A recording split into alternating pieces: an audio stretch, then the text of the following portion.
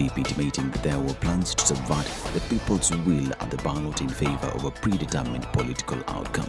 The biggest issue that is on the ballot is the democracy of our nation and whether we truly have the opportunity to make free choices devoid of blackmail, threats and intimidation. That's a matter that is on the ballot, and that's a matter that many Kenyans, in fact, if you understand a bit of Kiswahili, it is informed. That's what informs the current push by many Kenyans to say hatupangwingwi, meaning we want to make our choices without being choreographed or chaperoned or blackmailed or intimidated.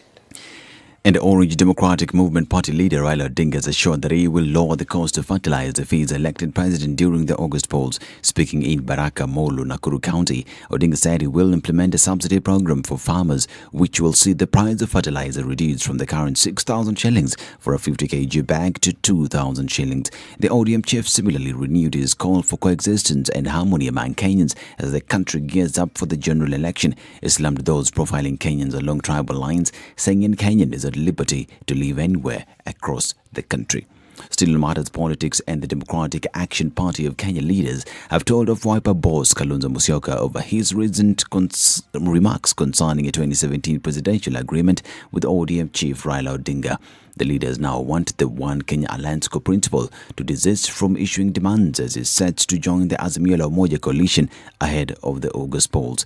DAP-EK leader Wafula Omunyinyi called out Kalonzo over his sentiments, saying that the Raila-Kalonzo 2017 deal ended with the collapse of the National Super Alliance. And the Nyeri The latest news from around the world. 94.4 SpiceFM. Charge donations as the clergy no time where donated money is from once it gets to church. The sentiments come just a week after President Uhuru Kenyatta, during the Sagana meeting, accused some churches of accepting donations which were proceeds of corruption. He was speaking to the press after officiating Ash Wednesday Mass at the Consolata Cathedral in Nyeri, calling on the political class to maintain peace during campaigns. When you say money is tainted and is not tainted, it is really your opinion. And I always say, I wish I had a pH paper that I can touch the money to find dirty money from good money. You or I, it's not the amount, it is where has it come from. If it's from bad sources, then it is your conscience which should refrain. Don't bring dirty money in church. That's what we said. This has been the stand of the church, and I think it is what any reasonable person would look for. So I ask that we refrain from corruption. Let us not try to point fingers. Let us try to uproot the vice. Police in Bungoma County have recovered 2 metal boxes which were used by 3 gangsters to ferry 25 million shillings stolen at the Ushirika Cooperative Bank in Kimilili. 2 robbers have since been identified after they were captured on CCTV carrying AK-47 guns and the 2 metal boxes containing the cash. Police are yet to arrest the suspects, who left 3 people, among them 2 police officers nursing gunshot wounds. In the CCTV footage, one robber is seen running while carrying 3 AK-47 rifles. He turns back after realizing that his partner is stuck with the 2 metal boxes containing the money. And the East African community has implored on partner states near the Ukrainian border to help facilitate the safe exit of EAC residents out of the conflict-affected zones. EAC, in a statement issued by its secretariat, expressed dissension on the ongoing Russian invasion of Ukraine. Similarly, the intergovernmental organization consisting of 6 states, namely Burundi, Kenya, Rwanda, South Sudan, Tanzania and Uganda, further spoke out against alleged racial discrimination against Africans at the Ukrainian border. This after African Union representatives from Kenya, Ghana and Gabon raised concerns amidst the reports of discrimination. And Russian state-controlled media outlets RT and Sputnik will be banned in the European Union with immediate effect for systematic disinformation over Russia's invasion of Ukraine, the 27-country bloc said on Wednesday in an unprecedented move. This is Newswire. I'm Dennis Aseto. Good morning.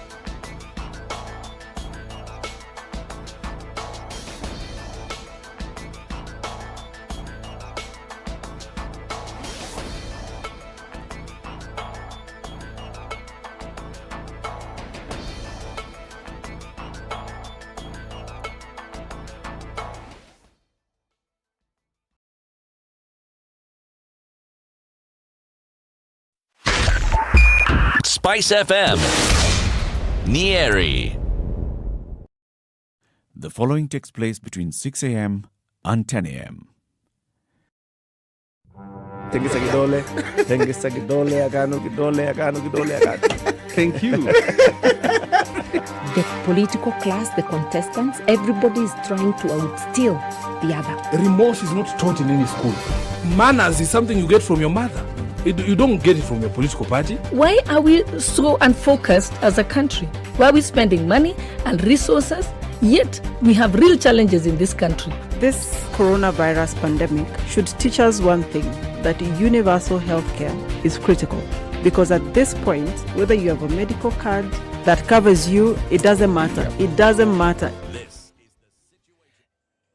It starts this Thursday morning and we're looking at traffic in certain parts of the city today. It hasn't really gone at any crazy just yet, but it's piling up on the Thika Superhighway today and going past the Utali Drift is where we see some traffic. Kiambu Road is looking really good, as is Outering. Not much of an issue there whatsoever.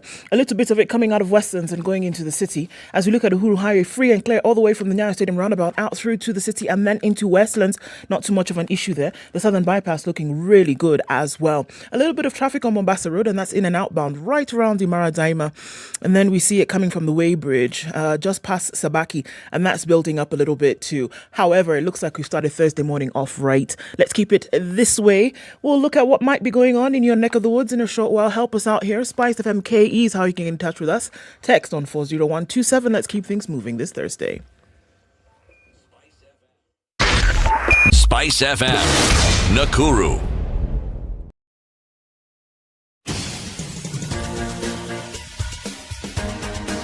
This is The Situation Room, the home of hard-hitting political commentary and penetrating insights about the state of the nation. This is a talk radio experience like no other. The Situation Room, a place for hard truths, debates, and elevated conversations. The Situation Room, witty, political, engaging, deep, controversial. In the room, we have C.T. Muga, researcher, academic, seasoned political observer, a fountain of wisdom in these politically uncertain times. Ndu Okoh, Nigerian by birth, Kenyan by choice, communications expert, Pan-Africanist, a truth seeker and believer in people power, and Eric Latiff, agent provocateur, the man in the chair, seasoned journalist, news hound, a man who believes in punching up, not down.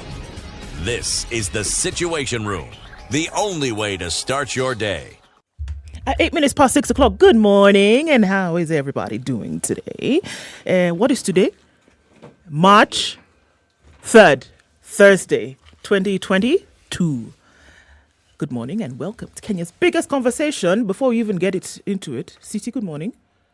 What's wrong? Somebody moved my chair. Somebody moved your cheese. Good morning, Ndu. How are you? I am very well, thank you, Ndu. You're salama kabisa. Maridadi. Voila. Thursday. Wonderful. Followed by Eric.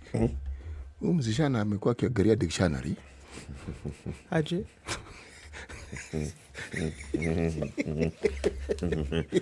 Did you call me Miss Chana? You know who laughs like that? Which public figure? Adjust the mic and then you adjust the mic like this. That's last. Mutakipata. The president of a certain country. Yes. And the country is not in East Africa.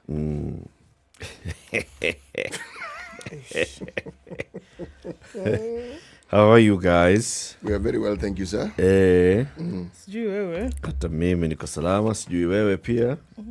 Yes. Welcome to Kenya's biggest conversation, everybody. Happy Thursday. It's the third day of the third month, the 2022. Today is the day that the magical Kenya Open 2022 opens. Yes? Everything is opening. Everything is opening this morning at the Muthaiga Golf Club. So this is a very, very, very big one. It's part of the European tour. We've seen the previous magical Kenya Opens and the kind of big players it attracts, the kind of big publicity that it generates. It's a good thing for the country. It's a good thing for the sport of golf, those who play golf. It's a good thing for tourism as well. And that's why the Kenya Tourism Board sponsors it, Magical Kenya. So, Absa, the bank, is also part of the partners of the Magical Kenya Open, and they've been partnering with them for the last 11 years. Today, we will have somebody, a senior manager from Absa. Yesterday, we said the same thing. We did. Unfortunately, traffic, these things here and there, we're not able to have that conversation. So today, fingers crossed, we're going to have the conversation at 7 o'clock with Absa just to get to understand why they have been partnering with Magical Kenya and the Kenya Open Golf Limited to have this event and the benefit that it brings to the bank, to their customers, to the country at large.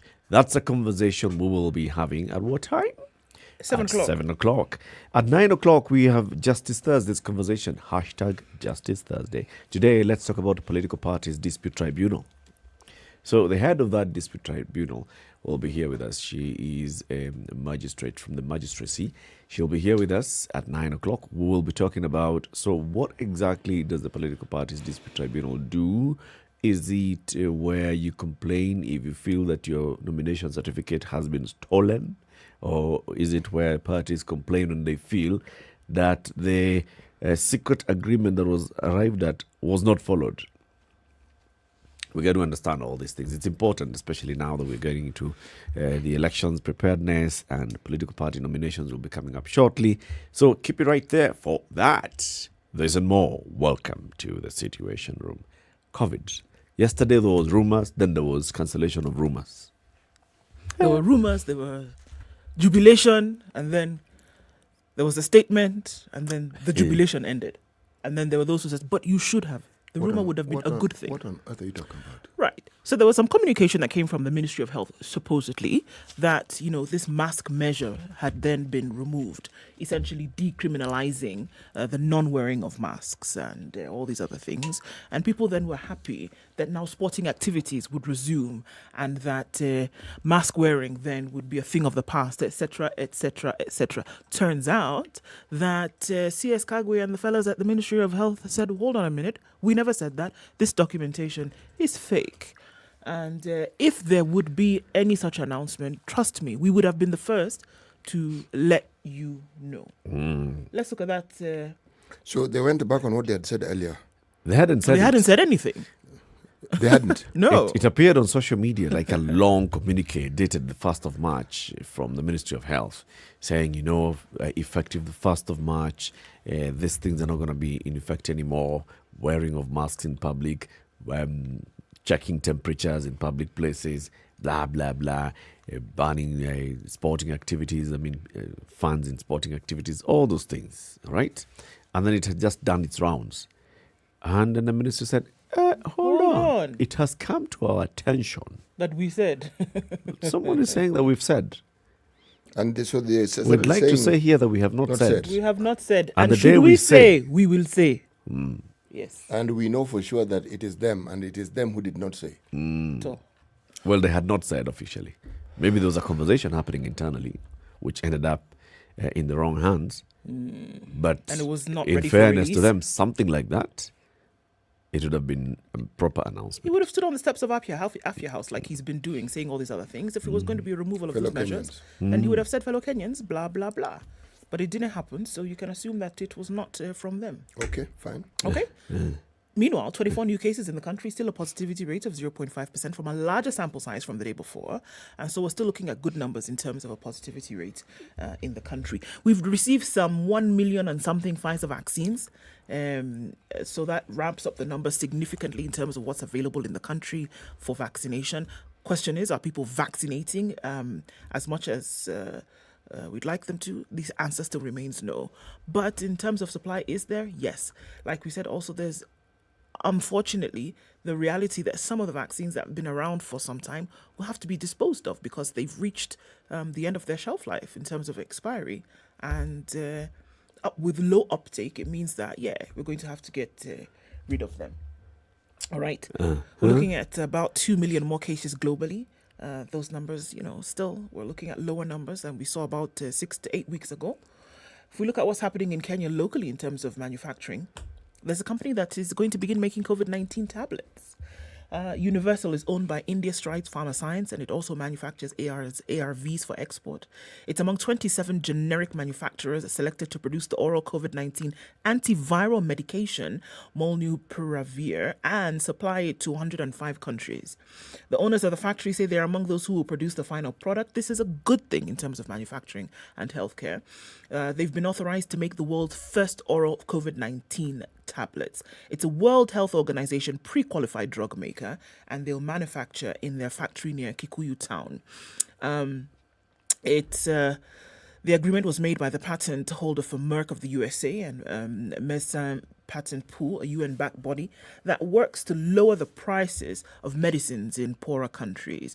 They've selected 27 generic manufacturers in Kenya, Bangladesh, China, Egypt, Jordan, India, Indonesia, Pakistan, South Africa, South Korea, and Vietnam. It's a good thing. We'll see that oral medication. So their whole gig is set up to help poorer people.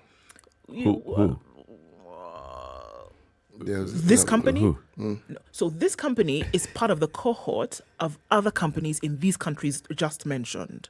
Now, what it is that the patent is held by a company in the USA, right? That's Merck. There is a UN body that is a UN-backed body. A UN-backed body that whose responsibility, or rather whose mandate, is to make healthcare, medication, and services cheaper in poorer countries. So they've come together and said, all right, let's now give the manufacturing license to companies in some selected countries. Kenya happens to be one of them, with this company near Kikuyu working on that. Nice one. The medicines patent pool is basically a lobby for releasing of patents and making generics, making medicines affordable in poor countries. It's interesting to actually hear that we have such pharmaceutical manufacturers in the country. And this is not just one. I mean, there are several. Whenever you hear a new thing and you're like, okay, wait a minute. We have a drug manufacturing company here. And they've been making ARVs. And they've been manufacturing. Several. We have several. You know, many. Yes. And they've been doing all this. And so you then get to hear that most of them are just making generics of others. Yes, they are. That's what they do. But you know the process of actually making drugs, whether the generics or not, it's the same process. It's the same. It's just that now these ones are not involved in research, so they're not developing their own. No. Yeah. They have the prototype, so they're just manufacturing. Yeah. Work on a map. Okay. Marking scheme. It's 18 after 6. There's a tweet I've seen there on the Twitter page for MOH, just below that one. Someone tweeted yesterday, I just met my twin in traffic. The vehicle KCX 941P, mine is KCX 942P, both black Honda Fits. We parked on the side and decided to have a chat. Brilliant. I love it. They're like, hey, we're twins. You follow me. Now those ones will be BFFs for life. From this day on. My BFF, so and so. 19 minutes after 6, we are live streaming the show on SpiceFM KE on YouTube and Facebook. Say hello if you are online. We'll be doing a roll call shortly. Good morning.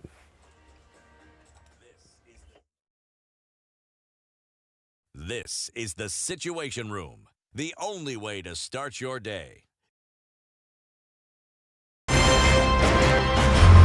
I like listening to you guys. You're the default radio station in my car in the morning. Even the children listen to you guys. I agree Parliament has failed this country. And I will say it again. We have not done what we should have done. We know in this country, the Kenya prison sector is one of the most underfunded sector. The way it is being done and the way we're calling it Huduma Number Them Sema Kweli is because all records will be there. You know, there are people who are now billionaires with no history as to how they got all these assets. Yes. Anything that the president does that is not in accord with the Constitution is an illegal act. You know, he shouldn't be doing it, and he shouldn't be sitting here and trying to sort of guise it up. I totally believe live transmission of results and allowing Kenyans to be able to view all these results. I believe that it will be impossible to steal elections. The Situation Room.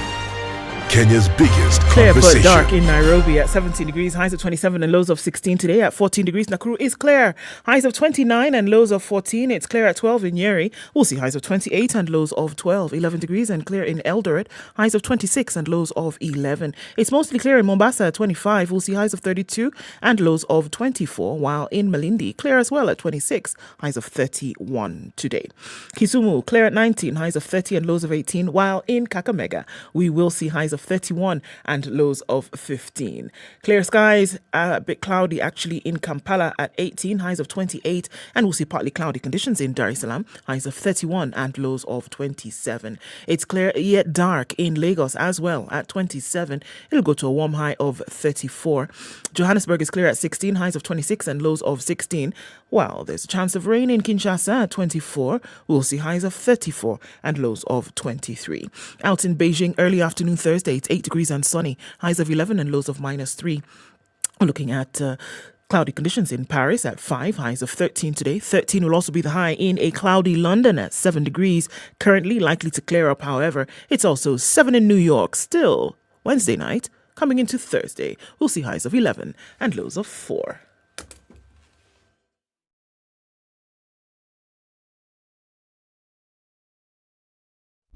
Classic soul, R&B, smooth jazz, neo soul, and nostalgic ballads. Make some noise. Yeah. You're listening to Spice FM. Mature, intelligent talk every morning. Spice up yourself.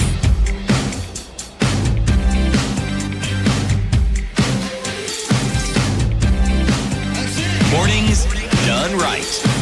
94.4 Spice FM, 22 Nairobi. minutes after 6. From Doha, Mohammed Msafiri says, good morning, tuned in. Seppo Mabasa is listening from RSA. You know where RSA is? Republic of South Africa. Francis Del Monte says, good morning. And somebody else, interestingly now, okay, it's still the same guy, is tuned in from Del Monte in Thika and says, good morning. Kimi Lily tuned in this morning. Amy Flipped is listening from Ayucha. Where is Ayucha? Amy Flipped. Yeah. Amy Flipped. Okay. That's someone's name. It would appear so, or at least something that they go by. I'm not quite sure if it's their name. But I want to know where Ayucha is. I do know where Mount Elgon is, and that's where Bahati Luther Jr. is tuned in from this morning. Your number one follower, Collins Wisdom, says, good morning, tuned in from Washington, D.C., and is listening on Wednesday night where you are. This is Sir Haron, is tuned in from Kisumu and says, good morning to you too. Bonfas Andala is tuned in from Karen in Eldoret.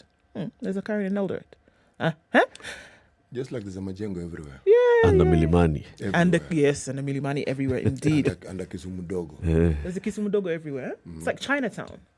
There's Chinatown here. Did you know? Yeah. Over the hill and far away. So good to see you all this morning in the room. Thanks for joining us. Karibu. Everybody welcome. City. Are we still in Egypt? No. We've left Egypt. We're now in Libya. Aha. People keep leaving Egypt. Which part? Which Libya? Libya, Tripoli, or Libya? There are two Libyas now. Libya. Gaddafi's Libya. Benghazi, Libya, Tripoli, Libya. Libya. Gaddafi's Libya. Okay. The other fellows who've come onto the scene, it's okay. Gaddafi's Libya. Okay. You should not call in a cat to settle an argument between two birds. You should not call in a cat to settle a settlement between two birds. To settle an argument. An argument between two birds. Because it'll eat them. I think that's the best way to actually settle an argument Let's between just two finish birds. this thing once and for all. Yeah. Eat them. No, they will have motivation to make peace. Lest we be eaten. Yes. It's the best way to actually settle an argument between two birds. The arbitrator is the cat and you know it. Yes. You are not going to take issues before the cat. Yes. Because we'll eat you. Or if the cat wants to end this thing really quickly, eat them. Right. Say the proverb again. You should not call in a cat to settle an argument between two birds. I like these Libyans. You know? Had they had their way? Even the people who came in to try and settle which there was no fight in the first place. It was the cat that came. I'm telling you, the cat came and ate the birds. Do you see? Unfortunately, it was not an argument between two birds there was no in argument. Libya. It was a cat and the bird. And the bird. You see now? And the cat decided to come in. These cats are not nice. Aha. Okay, let's look at the newspaper headlines. www.standardmedia.co.ke or get the Standard e-paper app on Google Play Store, on Apple App Store. You tell us what you're looking at today, Ndu. Mimi. Yes. There's some very worrying stories in the paper today, in the Standard today, about things gone awry. People making decisions that really got me today. I'm going to start with one of them. A maid gets a life sentence for filming herself defiling a 4-year-old boy. Okay, this story we saw a couple of weeks ago in terms of what was happening. A 21-year-old woman who confessed to filming herself defiling a 4-year-old boy and posting it online has been sentenced to life in prison. Ednah of house help in Kiembeni Estate in Mombasa filmed herself engaging in the act with the minor and later posted it online for financial gain. Yesterday, senior resident magistrate Florence Masharia slapped her with a life sentence for defiling the boy and further 10 years for filming the act. Wakesho was charged with defiling a minor and making obscene materials. She committed the offense between June and October last year. According to the investigating officer, the accused is part of a child pornography syndicate that collaborates with rogue house helps to abuse children and film the acts. Wakesho, in her defense, if there was one, said that she innocently accepted a friend request on Facebook and was introduced to a page where people post nude photos and videos. The convict said she was recruited into the syndicate with a promise of being paid lots of money. The court heard that the minor's mother received a video clip of the wicked act from a foreign mobile number. Now, this is one story. Yesterday, interestingly enough, over social media and through some of these messaging groups that we are in, there were a number of stories. One particular one that really set me off. A 4-year-old boy, interestingly enough, also a 4-year-old boy, died Saturday. And this was after his parents had hired a new nanny on Tuesday. On Wednesday, the lady was let go. Why? Because the mother walked into the house and saw her mercilessly beating up this young boy. So she let her go. Saturday, this young boy succumbed to injuries and died. The lady is still they don't know where she is, they cannot find her, etc., etc. The things that are going on in terms of management of children, the desperation of parents to just kind of bring anybody into your home to take care of your kids because you must be out working. It is quite worrying. Here we are, you leave your child at home with whom you do not know. Here is somebody lured into some syndicate, whatever it is that she's going to give reasons for, and then doing these horrific things to these children who have no voice. It is a cause for concern. It has always been, but it would appear as though things are getting worse and worse. And the folks who are doing these things are getting bolder and bolder. Very worrying thing that is going on now. Horrible. Oh yes. Many would say a life sentence is not enough. It's a good thing. It's a good thing that she gets a life sentence. I think so. I mean, we know even if it's death, it's going to be commuted. Life sentence is good. Plus 10 more years. Yes, in case she lives through the life sentence. A life sentence, how many years? A life sentence. It's forever. In case she lives through the life. So why are you adding 10 more? Just to let you know that on top of that. For good measure. Yeah. So they're following you into the afterlife. Indeed. You see the way King Tut went with all his slaves. This one now you go with your punishment wherever you're going. But can you imagine? Okay, so just think about this, all right? She is 21-year-old. She's 21 years old today, this lady. Yeah. And when was the offense committed? Last year, between June and October. So she was around 20. This is somebody who's barely out of her teens. Indeed. And she's looking for a job. She's also getting lured into an international syndicate. It is bad enough that she did this, but then there's the other side of the coin, that there are very many young and desperate girls and boys out there who are looking for a job or who are looking for a means, and they're also getting lured into this child pornography syndicate. Because it's a thing. Because it's a thing. Yes. Let's just say that this was a 19-year-old girl who was looking for a job as a house help, who was also recruited into this thing. It's really there is that scary. Angle. there is that angle. She fell prey for it, yes, and we punish her for it, yes. But she was recruited into it with a promise that she's going to get a lot more money. Yeah. What are we doing to crack on that syndicate? Do they know where it is? These foreign numbers that are then sending pictures. So you can imagine this video clip was then sent to this young boy's mother. Yeah. From a foreign number. Is there traceability? Are we aware of who these people are, where they're operating from? Also, very possible, I found out the other day, that you can be right here using a foreign number and you would think that the trace would be outside of the country, but folks are right here doing these things because of what you're able to do now with technology. Yep. Could be a foreign number, but the person may have been just there in the neighborhood. Indeed. This is, and I mean, now I'm sure the police, by the time the police and the prosecutor were taking this girl to court, they had already gotten the information. Yes. So who recruited you? How did they recruit you? Where are they? Can we try and track them? It will be interesting to know the other side of this case, right? The people who actually are running this child pornography syndicate from within Kenya. Who are they? Where are they?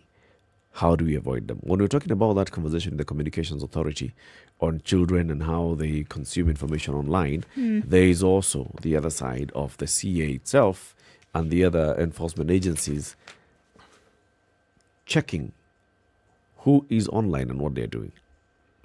It's 28 minutes to 7. This is Kenya's biggest conversation. Let's take a quick break, take a look at the traffic, and then we come back and look at more headlines in the papers. Good morning.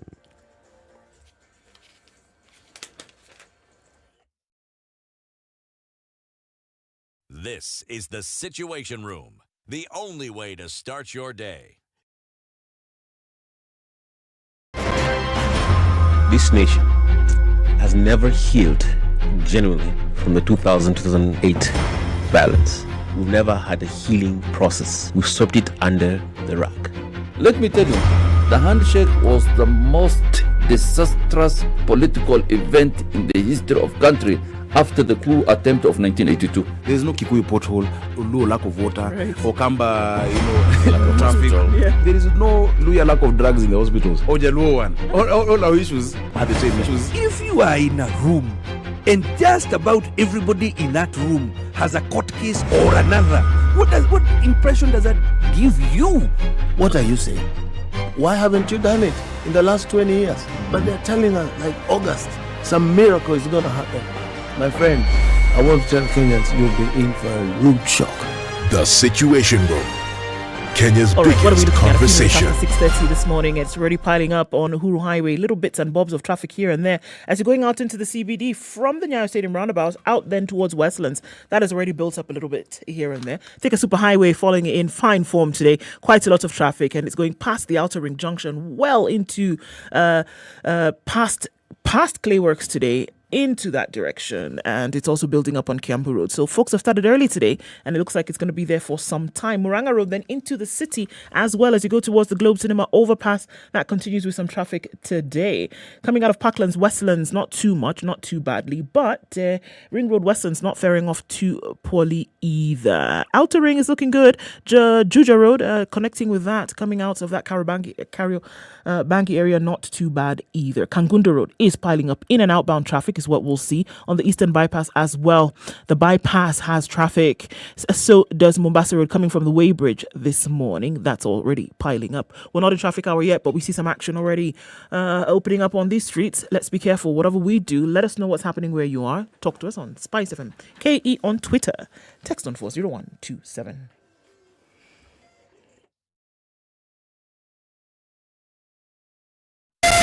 Spice FM, Malindi. Mature, intelligent talk every morning. Spice up yourself.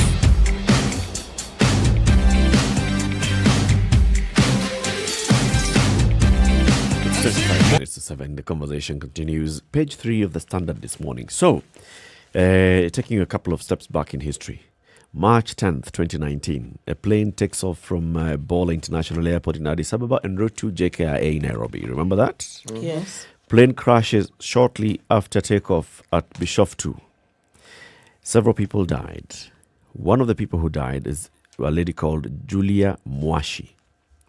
Now, Julia Mwashi was married to one man called Henry Macharia, and they had a daughter called Ivy Nduta. Get the names? Julia Mwashi, deceased. Henry Macharia, widower. Ivy Nduta, daughter. Okay? Now, Mr. Macharia and Miss Nduta have been in court haggling over the death certificate of their mother.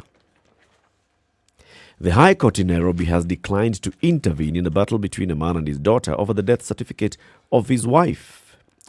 Henry Macharia has sued the Attorney General and the Foreign Affairs PS in the hope that he would get his wife, Julia Mwashi's death certificate. Macharia says he requires the document for a case he filed against Boeing in the US, but Justice James Makau found that Macharia had not proved his case against the two, that's the AG and the Foreign Affairs PS, because his daughter had objected to him getting the documents. Justice Makau said they are ready and willing to release the death certificate, that is the two, the AG and the Foreign Affairs PS, once provided either with a consent from the petitioner, that is Macharia, and the interested party, that is Nduta, identifying the persons whom to release the death certificate or a certified order to in this particular case. According to Macharia, he is entitled to have his document being the widower. He claims he had repeatedly approached the Foreign Affairs office in vain. The AG told the court that the man and his daughter had verbal altercations several times in the PS's presence on who was entitled to the certificate. The issue here is the daughter, Ivy Nduta, says, please do not give my father that death certificate. Why? Because my mother had moved out of that home after many years of abuse. Despite stating that there were 3 siblings, all born from Macharia and Mwashi's marriage, Nduta claims the union was characterized by countless bouts of physical violence, verbal and emotional abuse, alcoholism, and substance abuse. She blames her father for the violence. In her case, Nduta recalled spending long nights listening to her father persistently abusing and beating up her mother after returning home drunk. The situation persisted to the point that the deceased could not take it anymore, as it was damaging the upbringing of her children, and she ran out of excuses as to why she was limping and had a black eye from a previous night of violence meted on her by the petitioner. At this point, the union had broken down beyond redemption. The mother moved out in 2010 and started life anew. She described Mwashi as a hard-working woman who toiled for her children with the help of relatives who would help her babysit her young children whenever she was busy working to fend for her family. So she says, 2010, my mother carried us and moved out of this home. 2019, my mother died. My father is now coming to claim he's a widower. He needs to be given this death certificate because he's suing Boeing, and you know what that means. It's who is entitled to compensation. Mm-hmm. And the daughter is saying, absolutely no way. Now, the AG, legally, this is the widower. Legally, this is the daughter. Okay. Widower and daughter, interested party, and there's a tussle. You guys need to sign a consent and come and tell us who gets it. Until then... And they can't divide it into... Two death certificates. No, not 2 death certificates, because the issue here seems to be whatever it is, whatever benefits accrue from this individual's passing away. Yes. Yes. So they're not fighting with a death certificate. That's why they consent. That's why those 2 need to consent. Mm. Daughter says that this should not go to the father because the mother fell into abuse at his hands, often before her death. So why give it to him so that he can benefit? And that's where her fight is coming from. And I'm asking, why give it to only one person? Why give what? The death certificate? The death certificate. No. I've taken the discussion beyond the death certificate. The discussion is stuck at the death certificate because that's where these 2 need to agree. And I am saying... If they agreed that, well, we shall get the death certificate, but then the proceeds shall jointly come to us, it's fine. Right now, they are arguing on who should get the death certificate so they can lodge a claim.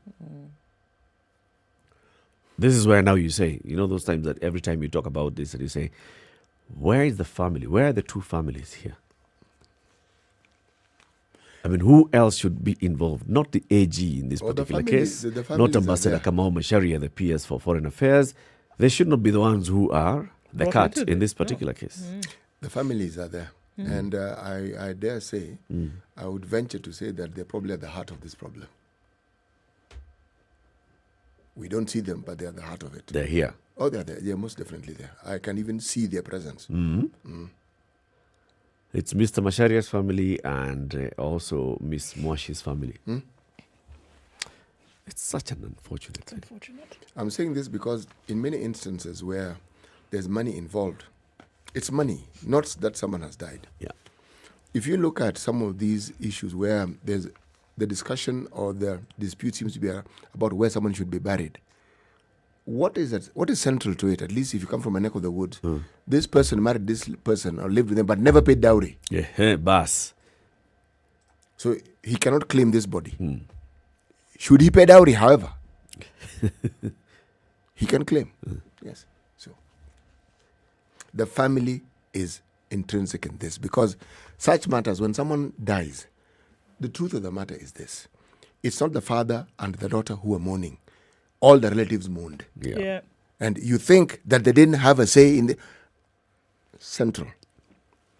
They're at the heart of this dispute. Okay, what are you looking at in the papers? I'm looking at something very interesting. Yeah? One, we have a problem in this country, and it's on page 2 of the Business Daily. Problem in this sense, it's something that we talk about anecdotally, but very rarely do we have statistics to back it up in the form of a poll. Okay? And the headline will speak for itself. 1 in 6 Kenyans bribed to get services in public schools. Schools? Yeah, let me read. Okay. 1 in every 6 parents, this was the sample size, out of 2,400 people sampled, 1 in 6 of these, okay, paid a bribe, gift, or did a favor for a teacher to get services in the admission of the children to public schools last year, a survey has shown. Starts there. So the child doing well enough to be given admission to the public school is one thing. There follows, okay, the Afrobarometer survey showed that 73% of Kenyans who had contracted a school to obtain services found it very difficult. That's for starters. Okay. Okay. The proportion more than doubled from 32% in 2019, with the respondents saying they found it difficult to get assistance in learning institutions. This is in all, from early childhood all the way to university. Public schools. Okay. Public. The difficulty in accessing services were attributed to the COVID-19 pandemic first, which led to closure of many private schools. Okay. The survey conducted in November last year sampled 2,400 respondents. Now, most respondents who had contact with the public school said that in general, teachers and school officials treat them with a lot of respect. Okay? And some, they gave percentages. 52% said they treated with a lot of respect. 28% said they treated with some respect.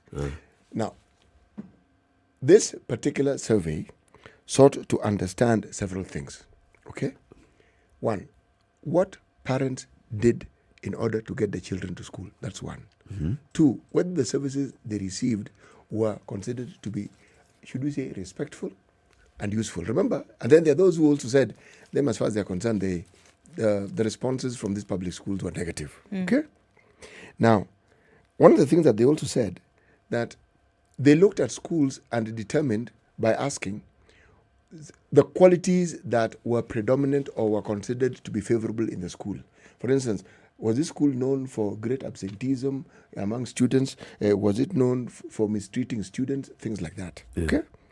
Now, the problem is the introduction of the CBC system also helped muddy these waters more, because despite the explanations we've been given, many parents also didn't fully grasp what it meant. Yeah. But what they were fighting for was to get their children into school. So, that's what I would mention. That the thing that caught my attention. So people were paying bribes to get services? Yes.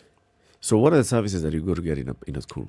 First of all, it's admission. Admission, number 1. 2, you want to make sure that if your child is weak in a subject, that they get tuition. Right. Okay. There's schools that offer tuition in general. Yeah. But you may want your child to be given special attention. So you pay for that. Yes. And then maybe the conversation about a staggered payment of fees and something like that. Standard. So in order to be allowed so you pay to a bribe so that you can be allowed to pay in installment. Serious. But it works because Kenyans are willing to pay. So when you say we have a problem, then that's why I started by saying we have a problem. It's an expectation everywhere. It is actually an expectation everywhere, and it is considered the accepted norm. Yes, you're not going to have any eyebrow-raising moments when somebody says that this is what they're planning to do. In fact, maybe the person is... Many people started offering. So the bazaar, for example, just comes and gets used to. The bazaar doesn't handle that one. That one the headmaster handles directly. Maybe the others where even the bazaar will come in. No, the bazaar comes various in quarters, There's a headmaster who comes and they expect to be treated this way. And then it trickles all the way down. Your child requires special diet. Your child is on some form of medication, and so you just want the school nurse to be aware, so that they be which they should do anyway. Give them something so that make sure mtoto wangu anakunywa hizi dawa on time. When you say that it's the norm, often we don't discuss just how deep this norm is, because I remember being called to arbitrate on an issue that it was a police case, and it involved 2 young men, all right? Both the parents were of the born-again persuasion. Their focus on infinity was definite. Now, what I found surprising was when one parent called me aside and said, how much do you think we should give them? The born-again persuasion one? Yes, okay. One. Okay. I asked, what do you mean? Yeah, how much are they willing to accept so that this thing can go away? I said, that's not the way it's done. But clearly it is. And yes, true, I was looked at as... What's wrong with you? One who doesn't know this. What's the matter with you? But then I explained and said, if you go this route, where does it stop? You keep paying, my friend. I said, let's get to the bottom of it. It's something that can be resolved. It's not a big issue. It just happens to have landed here, but I'm sure we can resolve it. Now, as we say in Kenya, shock on me. Because I was thinking, goodness gracious me. What's this all about? Yes. This person was speaking not in whispers. It's just that this is something that they took for granted and said, but this is how things are done. Now, what it pointed me to was the depth that this culture of corruption has actually invaded our lives in this country. We've normalized it. It's not... In fact, it becomes corruption when it's a huge amount of money. If it's small money in the range of 10, 20,000, it's not a corruption. Corruption is when you hear millions and then this is here, that's corruption. It just occurred to me why those people had called you into this conversation. You think they were calling you so that you can go and mediate? Me? No. They were calling you because you are the one who's going to hand the money to the people. And if it and comes when from they look at it, if it comes from you, then you can negotiate. It has an element of respect. Yeah, it has an element of respect. And it's not as much as... I'm actually not as clever as I think I am, isn't it? That was your job. I missed that thing completely. And you failed that job. Hey, that exam I failed. Whoa, lo. 11 minutes or 7.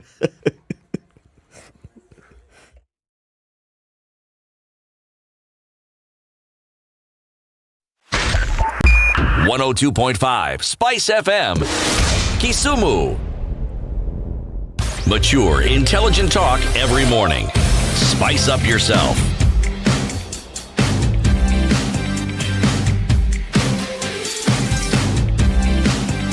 Mornings done right. 94.4 Spice FM, Nairobi. All right, 11 to 7. I keep telling you, I keep seeing these worrying things. So there's another story today of a teacher has lured a disabled student with the promise for plastic surgery. Now, this is, we're still in school issues here. So, to a student, the teacher was a father figure who would never hurt her. But the court described Tom Ochako as a predator who took advantage of the student's physical disability to impregnate and abandon her. The court described how for the former tutor at the Moi Teachers College, Baringo, took the student to a hotel room in Carbonet. in Cabernet where he sexually assaulted her. The student narrated to the court how the teacher lured her with a promise to help her undergo plastic surgery. Court records indicate that the student had had her right hand amputated, her left hand was only the thumb, and her face had been disfigured. The teacher, she said, claimed a doctor friend would help her. He even persuaded her parents to let her undergo the surgery. All right. First, she was taken to a doctor in Nakuru where she was examined. An actual doctor. He went to that extent. She was examined. On that day, Ochako booked a hotel room where they spent the night in separate beds. The student was later advised to travel to Eldoret to see another doctor on the 27th of October. This was far back in 2010. He paid her fare and was to join her there later. So red flags were popping up all over the place if you look at the chronology of this, but okay. But the teacher called to say that she should look for accommodation in Cabernet. On this night, Ochako insisted in coming into her room, claiming he wanted to charge his mobile phone because, his room did not have a charger. Who knows? Although she had resisted opening the door, she later did, but the man insisted that he would spend the night there. The student told the court that the teacher had sex with her, and when the morning came, he claimed he did not have the money for the plastic surgery. And when she later found out that she was pregnant, the student fled her home in shame. She later lodged a complaint with the college's board, leading to his interdiction by the Teacher Service Commission. In his judgment last week, Justice James Rika noted that the tutor had tested the student's trust in Nakuru. He did not see anything morally wrong in this. He was preparing himself to take her away out of plain sight in Nakuru to the back streets of Cabernet, away from the vicinity of his college. This was his plan all along. The court said the man played with the student's trust by organizing a teacher's home visit where he introduced himself to her unsuspecting parents. He lied the whole time, and he was going to assist her to remedy her physical imperfections. He would take her to a doctor who was his friend. He took her away from Nakuru to Eldoret and faithfully to Cabernet, where he deflowered her. He used his position as her teacher, somebody whom she trusted, posing as a father figure, and ravaged her, leaving her psychologically wrecked and with an unsupported child. He compounded her physical impairment. He had previously sued the TSC in December at the Employment and Labour Courts in Nairobi. Rika, however, said the court was satisfied TSC acted in accordance with its constitutional and statutory mandate, interdicting Ochako. In the suit, he said to be reinstated and paid the outstanding salary. But that, of course, did not happen. So you can imagine what twisted nonsense this actually was. Seeing this girl who was already dealt a really hard blow by life and fate. And here's this fellow who just wanted to... twisted stuff going on. And I think we share these stories because, folks got to be really careful, but then also to know what a bad world it is out here. What is going on? What is going on? Okay.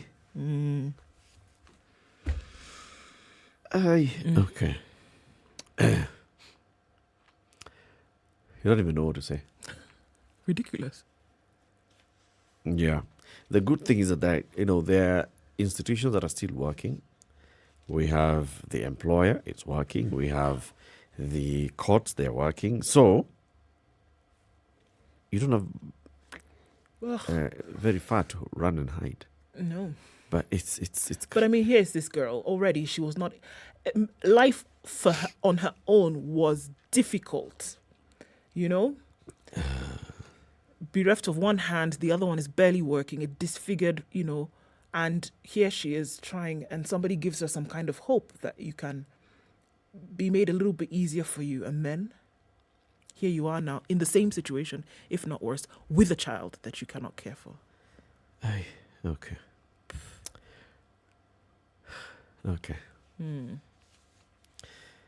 There's an ongoing court case in Kisii, and this is about, what we see in the villages. You see it on social media. Some people in a village have branded so-and-so a witch, and they've attacked the person, they've tortured them, they've killed them. Yeah. So there's a man who witnessed his 93-year-old mother being killed. Peter Munari told the High Court in Kisii Judge Rose Ougo, that his mother, Sigara Onkware, who was 93, was killed at their home in Marani by people armed with hoes, machetes, and clubs. The assailants then took her body away with the intention of burning it. Monari said under oath that 2 of the accused persons were among those who stormed his mother in her house. My mother had a week earlier gone to see Crispin Ogeto, her grandson. Ogeto was unwell, and the accused person later labeled her a witch. The witness said one of the suspects, Amos Nyakundi, alias Sonko, appeared to be the ringleader of the group.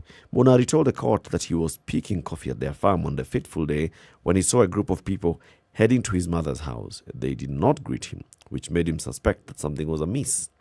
He asked the group if they had any issue with his family, and they told him they wanted to see his mother. They proceeded to her house. They found her with one of her sons, identified as Tom. I saw Amos Nyakundi and Crispin Ogeto among other people in the group that went to my mother's house. About 6 of the attackers beat up my mother. He told the court that his mother was able to identify Ogeto and asked him why he was alleging that she had bewitched him.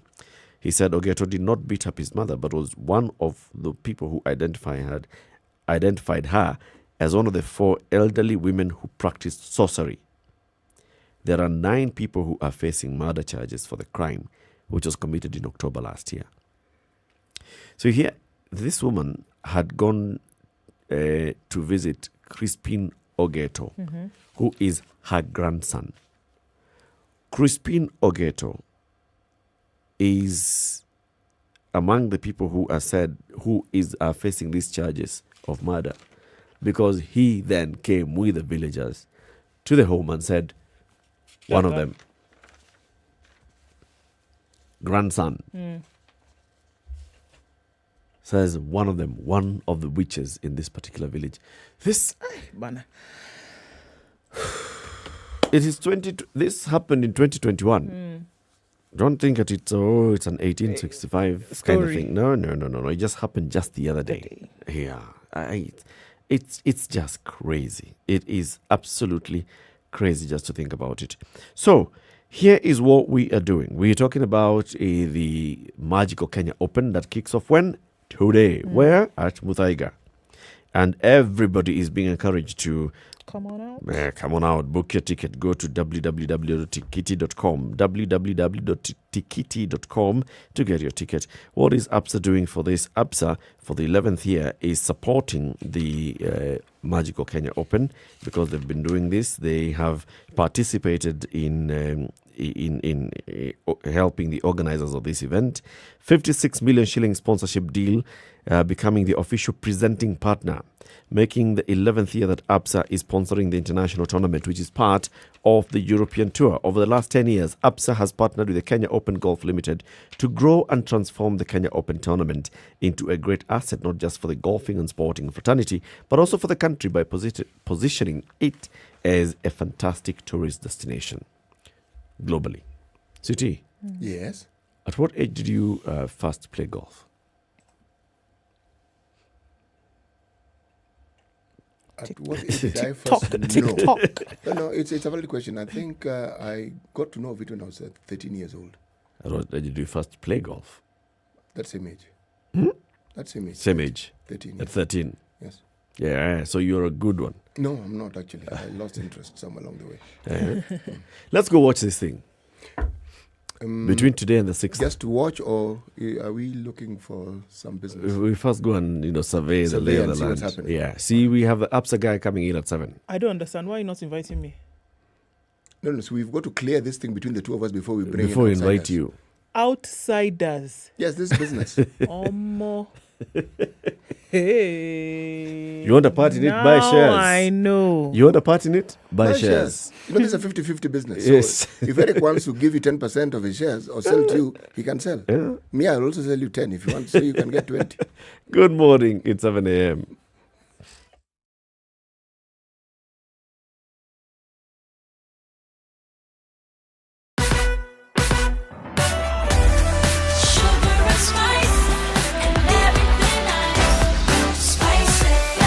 Spice up your life.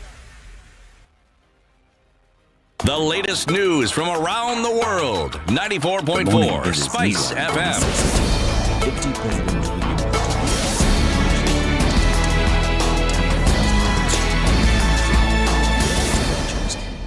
president unleashed blackmail, threats and intimidation in the run-up to the August 9th elections, saying Kenyans should not be dictated to on what choices to make with the elections just 159 days away.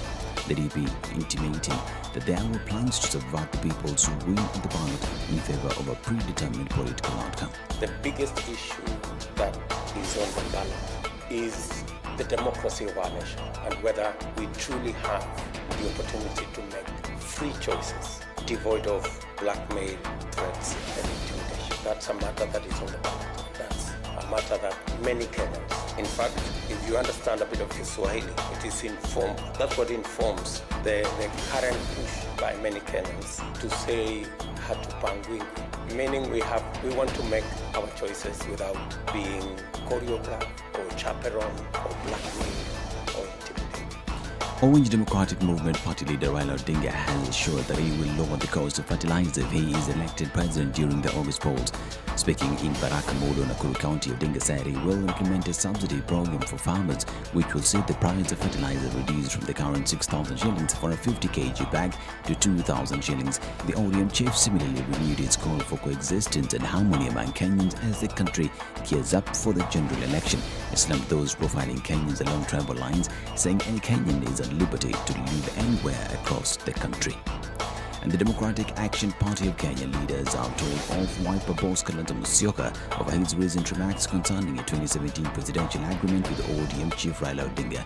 The leaders now want the One Kenya Alliance co-principal to desist from issuing demands as they sets to join the Azimio la Umoja coalition ahead of the August polls.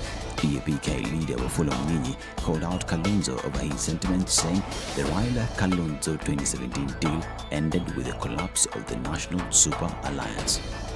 Now, Nyeri Archbishop Anthony Muheria has urged politicians to keep proceeds of corruption away from church donations, as the clergy cannot tell where donated money is from once it gets to church. His sentiments coming just a week after President Uhuru Kenyatta, during the Sagana meeting, accused some churches of accepting donations which were proceeds of corruption. He further called on the political class to maintain peace during campaigns. When you say money is tainted and is not tainted, it is really your opinion. And I always say, I wish I had a pH paper that I can touch the money to find dirty money from good money. You or I, it's not the amount, it is where has it come from. If it's from bad sources, then it is your conscience which should refrain. Don't bring dirty money in church. That's what we said. This has been the stand of the church, and I think it is what any reasonable person would look for. So I ask that we refrain from corruption. Let us not try to point fingers. Let us try to uproot the vice. Now, police in Bungoma County have recovered 2 metal boxes which were used by 3 gangsters to ferry 25 million shillings stolen at the Ushirika Cooperative Bank in Kimilili. 2 robbers have since been identified after they were captured on CCTV carrying AK-47 guns and the 2 metal boxes containing the cash. Police are yet to arrest the suspects who left 3 people, among them 2 police officers nursing gunshot wounds. Now, the East African community has implored on partner states near the Ukrainian border to help facilitate the safe exit of EAC residents out of the conflict-affected zones. EAC, in a statement issued by its secretariat, expressed dissension on the ongoing Russian invasion of Ukraine. This after African Union representatives from Kenya, Ghana and Gabon raised concerns amid the reports. And Russian state-controlled media outlets RT and Sputnik will be banned in the European Union with immediate effect for systematic disinformation over Russia's invasion of Ukraine. The sanction means EU operators will be prohibited from broadcasting, facilitating or otherwise contributing to the dissemination of any RT or Sputnik content. And Roman Abramovich has confirmed he is selling Chelsea Football Club with all net proceeds from the sale to be donated to victims of the war in Ukraine. Earlier this week, Labour MP Chris Brandt used parliamentary privilege to also reveal Abramovich is selling his UK home and another flat, telling the House of Commons the Russian billionaire is terrified of being sanctioned. He handed stewardship and care of Chelsea to the club foundation trustees Saturday in a move aimed to protect the Stamford Bridge club following Russia's invasion of Ukraine. This is Newswire. I'm Dennis Aceto. Good morning.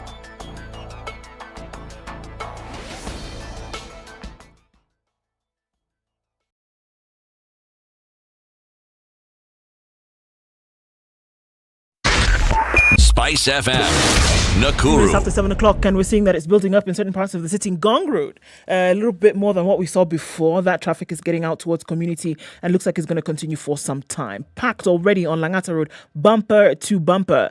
Right, Odinga Way, not too bad, but then you're going to get onto Ngong Road and get stuck. So you might want to think about using Huru Highway. I take that back because it's already piling up, getting into the CBD and then out towards Westland. So that continues with that. CBD is taking on a big hit this morning.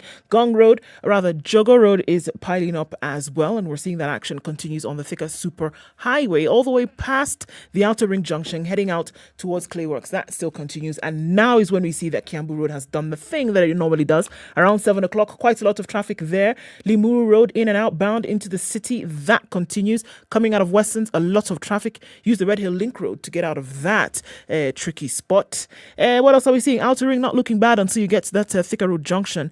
Everybody joining in from Kangundo to Juja Road to Manyanja Road, coming on to Outer Ring. Probably going to clog it up. All right, let's take a look in about half an hour and see what it looks like. Getting into traffic hour proper. Let's talk. SpiceFM KE on Twitter.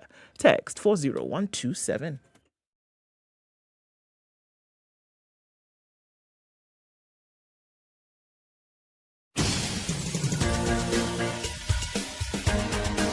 This is The Situation Room, the home of hard-hitting political commentary and penetrating insights about the state of the nation. This is a talk radio experience like no other. The Situation Room, a place for hard truths, debates, and elevated conversations. The Situation Room, witty, political, engaging, deep, controversial. In the room, we have C.T. Muga, researcher, academic, seasoned political observer, a fountain of wisdom in these politically uncertain times. Ndu Okoh, Nigerian by birth, Kenyan by choice, communications expert, Pan-Africanist, a truth seeker and believer in people power, and Eric Latiff, agent provocateur, the man in the chair, seasoned journalist, news hound, a man who believes in punching up, not down. This 7 minutes is the after 7. Situation How are you Room. doing? The third day of the third month of 2022. Welcome to the second hour of Kenya's biggest conversation. With you in the studio, like you've heard from the introduction, is C.T. Muga, Ndu Okoh, and Eric Latiff. We have a guest. We'll be talking about the magical Kenya Open that tees off today at the Muthaiga Golf Club. But let's hear the day's proverb. From Libya. From Benghazi. Libya. Okay. You should not call in a cat to settle the argument between two birds. You should not call in a cat to settle the argument between two birds. Danger. Well, unless you're seeking the extinction of the birds. So that future birds know that when you have a disagreement and the arbitrator who's available is a cat, sort out the matter among yourselves. Don't throw a cat among the pigeons. No. Bas. Does the proverb make sense to you? Well, talking of birds and buddies. Oh, well, of course. You had to bring that in, didn't you? No, Peter Owero is a marketing manager with APSA, and he's here. So we talk about birdies and everything else. You'll explain those terminologies. Eh? Yeah. This man started playing golf at 13. But he has refused to tell us what birdies are and all. But you'll tell. So we're here to talk about the magical Kenya Open, tease off today at the Muthaiga. And APSA has been partnering with this for the last 11 years. Now, this is the 11th year that you've been doing this. This is the 12th year. This is the 12th year. Yeah. So you'll tell us all about it. But let's start with those terminologies. Okay. What's a birdie? Well, maybe I could reserve that for you later, and I'll tell you about birdies and why we are keen about birdies on a golf course. Sawa basi. Okay, so the Magical Kenya Open that kicks off today is it's big. I mean, we've been seeing the Kenya Opens and then the Magical Kenya Open through the sponsorship of the Kenya Tourism Board, partnership with APSA. APSA is a presenting partner. You'll tell us what that means. It attracts very many professional golfers from across the globe, 150 golfers this year. 8 of them Kenyan professionals, some 6 Kenyan amateurs, some 2 golfers from the region. That's a huge pool of talent that we're going to be seeing here. But let's start from that point. APSA 56 million shillings to be the presenting partner. What does that mean? Thanks, Eric. And I think I'll start off from where we've come from. ABSA has been involved with the Magical Kenya Open for a long time. As you said, this is going to be our 12th year that we've been involved in the game of golf. And I think for us, beyond being the presenting partner this year, what we are proud of is a journey that we have walked with the Kenya Open Golf Limited to elevate the game of golf, but more importantly, to elevate the tournament of the Kenya Open from where it started to where we are right now as an European Tour event, which means that it's indeed a global event that not only brings the best to Kenya in terms of golfers, but it also presents Kenya to the world. And for us, we feel that's a big role that we are playing as a financial institution. Not only presenting Kenyans, but also presenting Kenya to the world. Big thing. So when you say that then answer my question, that you're presenting partners. So basically, our partnership with the Kenya Open has been long-standing. You remember we've been a title sponsor for a long period of time, and this time round we've also seen the government come in a big way. Hence Magical Kenya Open, and as a leading corporate sponsor, then we are proud to have that category of the presenting partner at the tournament. What I've always wanted to understand, and I'm glad you're here. Yeah. When you say sponsor, what exactly do you do? Well, our support to the tournament goes. It's actually multifaceted. We do, of course, put in funds that go towards supporting the tournament itself. There's a lot of activity that we do towards promoting the event to ensure that we bring it to the public, and also to ensure that it's well organized. And more importantly, our support also goes to the professionals that are playing, our Kenyan professionals that are playing at the tournament. So there are different elements of participation that we have that is totaling up to up over 56 million Kenya shillings. So when you say supporting locals, is this something you can discuss in detail? Meaning, do you give them bus fare? Do you give them lunch money? Do you give them clubs? Do you give them gear? That's a good question, CT. And I think even before we get to the Magical Kenya Open presented by ABSA, I think we've seen ourselves get involved in local tournaments where then you see talent being developed. But coming closer to the Magical Kenya Open, we are currently sponsoring 5 Kenyan professionals to play at the Kenya Open. There's a cash injection that we are doing to support their logistics to ensure that they don't think about anything else apart from their golf as they go to compete at the Magical Kenya Open. At the same time, we've put in an incentive. We want them to play well. We want them to be motivated. So we are saying that for those that are going to make a cut after the first 2 days of play, we are going to award them with the Kenya shillings 200,000.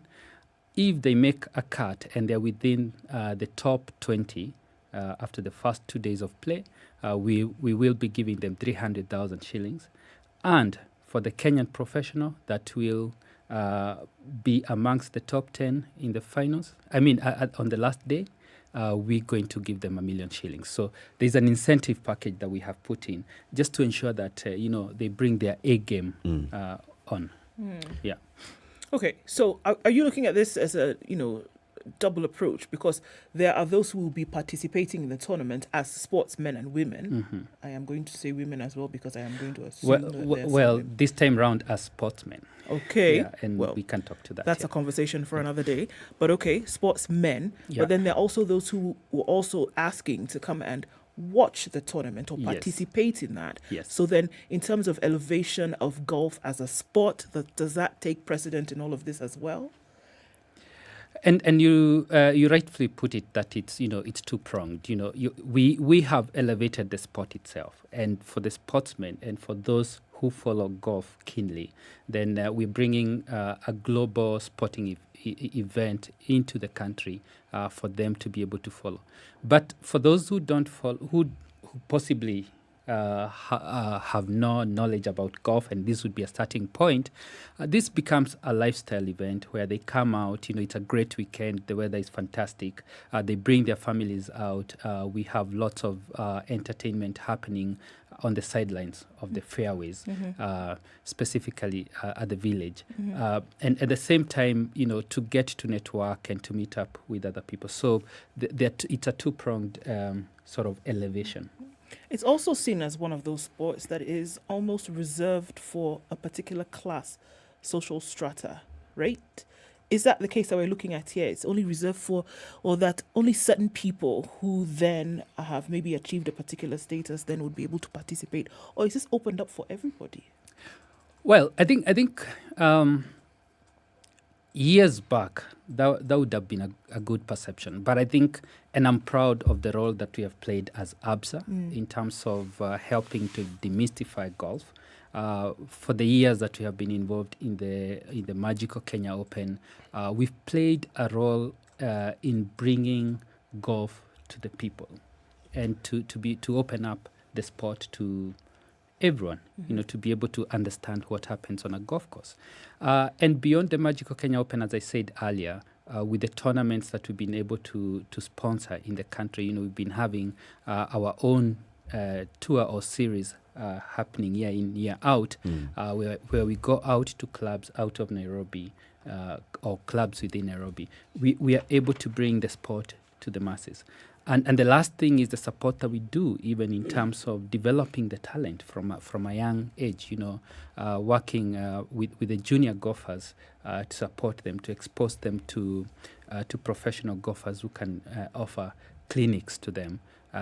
We proudly feel as ABSA that has helped to demystify the game of golf. Tell us about that, about the initiatives that ABSA and other partners then participate in development of talent, from young talent to even mature talent. Yeah. So as part of our golf series that we sort of organize on the sidelines of our sponsorship of the Magical Kenya Open. One of the things that we look at is that for every tournament that we host, then we are able to offer a clinic for junior golfers. And in the past, we've worked with the clubs where they bring in their junior golfers for clinics, say a day before a tournament happens. But we're going to even, sort of make that better. We have programs that we have in place that will be, looking at working with key players who are involved in development of golf to come up with, structured programs that we can, then say we are supporting to develop the talent. When I think of what you're saying, my mind goes back to football, soccer. And it has actually gone back into history. But bringing it to modern day, within the soccer fraternity, there are all these ligidogo type things. They've got different names. Some are called this, some are called the other. But and every Saturday, right across this country, you'll find such events Young taking boys, place. yeah. Yes, young, and I mean really young.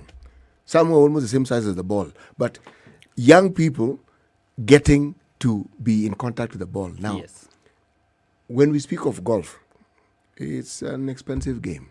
It's not something that you can just wake up in the morning. And kick a ball around. No, you can't. But it doesn't mean that you cannot develop clinics and you can't do that. Now, what has ABSA done, or what has been done to get golf to the very grassroots in the same way that soccer has? I think City, and I think even when I look at what is happening with football and for the clubs that are training the young boys and girls now, Still, it's an expensive affair because there's training cost that is involved. But talking about golf, and I know the Junior Golf Foundation has done a good job. Once in a while we've been in touch with them in terms of what they're doing, and they're key players within Junior Golf Foundation who have started clinics with kids in primary school, which is something we celebrate. I think for us as an organization, what we are looking at is the future of how we can get involved with such stakeholders and work closely with them to then say how do we expose our young people to the game of golf. You talked about cost, and I think each sport and each of sporting activities requires some financing. But I think when we come together as stakeholders, like we are doing, we are heavily involved in bringing something like Magical Kenya Open to the country. I think when we get like-minded stakeholders, then we are able then to even sort of make it easier for these young people to participate in game of golf. We've seen in certain clubs, I think something is happening in Nyeri or other clubs where golfers donate their equipment to kids in primary schools to sort of get trained. So those are interventions that we are open to work with, and certainly we believe that is the future of developing the talent in this country. Yeah.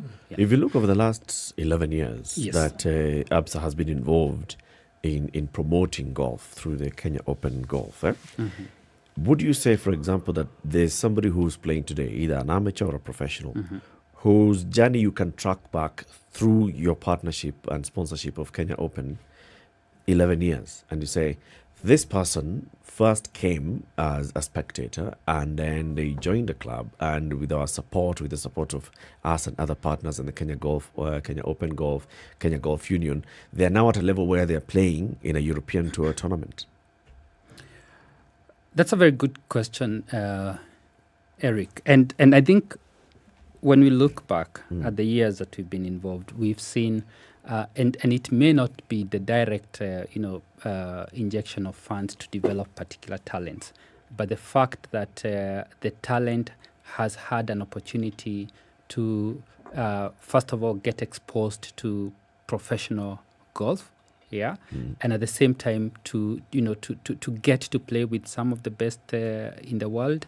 That is one way that we feel that our contribution has impacted on the game of golf.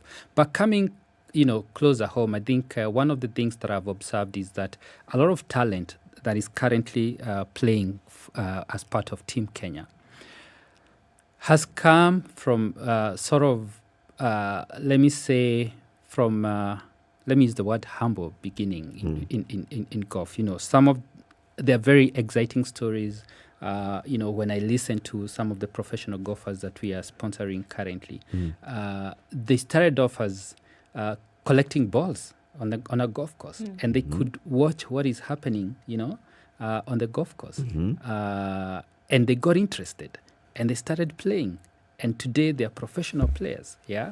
So there are those big names there, but they started in a very small way. Their parents were either involved in the sport of golf, and they could happen to visit a club or just be in the precinct, near club, and get to see what is happening. So they're very good stories. And before I finish, one of the exciting things is how we also celebrate this as ABSA. And you've heard us talk about Africanacity. Yes. And for us, Africanacity is a distinct way we get things done here in Kenya and on the continent. And when we see that in the game of golf, especially with some of the professionals that we are seeing playing, they started off, there's a gentleman I was speaking to, and that was David Waku. He's one of the professionals that is in the team ABSA this year. The guy started off with a wooden club. He made his own club to hit balls, and that's exciting because he made his own clubs and he started hitting balls. Today, he's a professional golfer. So that, for us, is Africanacity. It's a spirit we celebrate. Playing in the African tour. Do you get to sponsor them to go through the others, European tours in the circuit? Do you get to sponsor them to go and play outside the country? So currently, we have focused on the Magical Kenya Open, and we believe that it was important for us to start by bringing the tournament closer home, because then that also makes it easier for them to participate, for our local professionals to participate. Definitely, there are opportunities as we go into the future. As you know, ABSA is a Pan-African financial institution. We certainly, would be open to opportunities that come in future. Yeah. So, do they get to play outside of Kenya? Let's say these professionals, or even the amateurs. Yes. So, for example, we see the defending champion, Justin Harding. Mm-hmm. He's Swedish. Mm-hmm. He has played in Europe. He's playing in Kenya, right? Do we get to see the Kenyan professionals, like the ones who are in Team Kenya, going to play outside of the country? I think this is where we have an opportunity for key stakeholders to continue to support these guys, to have an opportunity to go and play, to play more out of the country. Okay, a number of them have had opportunities to play in the region or in places like South Africa. But there is an opportunity for key stakeholders to come together and continue to support our professionals to get more exposure. Let me ask the question. There's a term used in golf, handicap. Yes. Now, I can't be kicking a ball, or a young person can't be kicking a ball in their backyard and then suddenly hope to play in the first division league in Kenya. You have to have a certain quality. Yeah. Now, do we have golfers in this country who have the sort of quality and the sort of handicap required to play in tournaments outside the country? You've mentioned South Africa. What about in some of the tours that you hear, some of the bigger tournaments? Do we have players who've gone to that level? We do. If you look at the Kenyans who are playing at the Magical Kenya Open, and I won't speak so much into the technical of golf because I'm not the best person to speak to it. But when you look at the players that are already representing us at the Magical Kenya Open presented by ABSA, we have very good caliber of players, professionals. We have very good caliber of amateur players, some of them very young and with very good potential. And therefore, I would say that this being a global event where we have the best in the world coming to play in Kenya, yes, we do have the caliber to play in international events. Let's take a break at this point. We are talking about Magical Kenya Open presented by ABSA. It tees off at Muthaiga Golf Club today.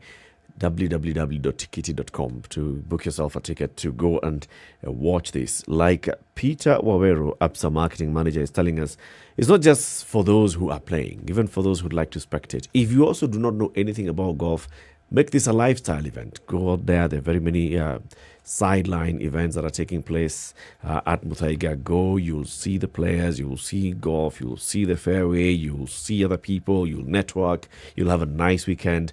From today, the 3rd of March, up to the 6th of March. That's what we're talking about. Let's take a quick break, take a look at the weather and traffic. We'll be back shortly with more conversations. Good morning. This is the Situation Room, the only way to start your day.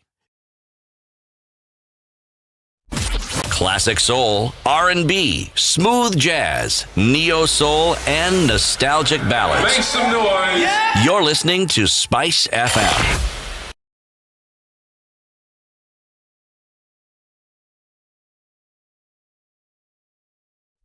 Classic soul, R&B, smooth jazz, neo soul, and nostalgic ballads. Make some noise. Yeah. You're listening to Spice FM. Dare for fast relief from fever? Take Cipladon. The fizz works to relieve pain and fever faster. Available at all good pharmacies and now at Chandarana supermarkets. If symptoms persist, seek medical advice.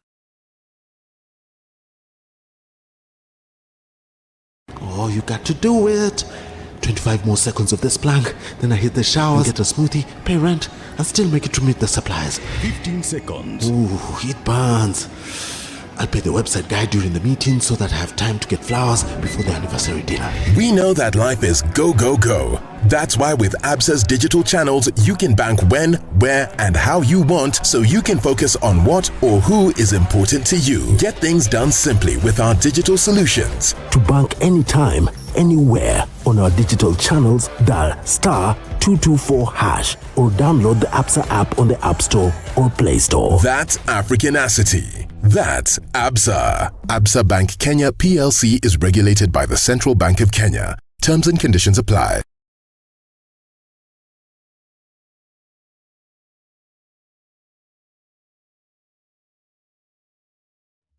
It's sunny at 16 in Nairobi, highs of 27, back down to lows of 16. 14 and sunny in Nakuru, highs of 29 and lows of 13 today at 11 degrees. Nyeri will be sunny for most parts of today, highs of 28 and lows of 10.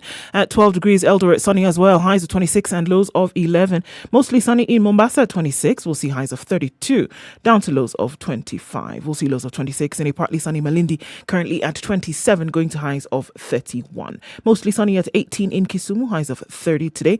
31 will be the high in Kakamega, where we will see sunny conditions, currently at 17 and lows of 15.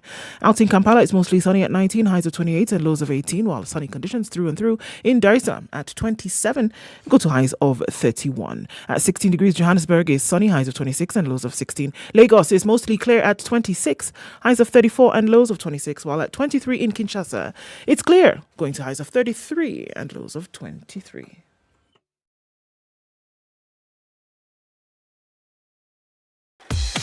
Welcome to Spice FM, the best exclusive radio station bringing you the best mix of the best music ever.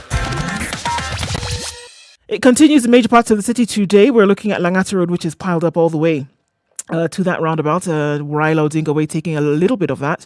Going towards Gong Road, that continues in that general area. Then going out towards Westlands. We also see traffic on Uhuru Highway going into the city out towards Westlands. Ring Road Westlands, quite packed. Traffic bumper to bumper. Coming off of Juja Road, coming off of Jogo Road, going towards Outer Ring. Quite a lot of traffic today. The Thika Superhighway seems to be taking the bulk of it this morning. Quite heavy, bumper to bumper, moving very slowly, as well as on Kiambu Road this morning. That's what to watch out for today, as well as the Eastern Bypass. Mombasa Road not looking too bad. In and outbound traffic right around the Maradima, but then it gets better as you go off in both directions. Southern Bypass looking good. There's an option for you to use, as well as the Red Hill Link Road today. Think about it and then let us know. SpiceFM KE on Twitter. Get in touch with us there. Text on 40127.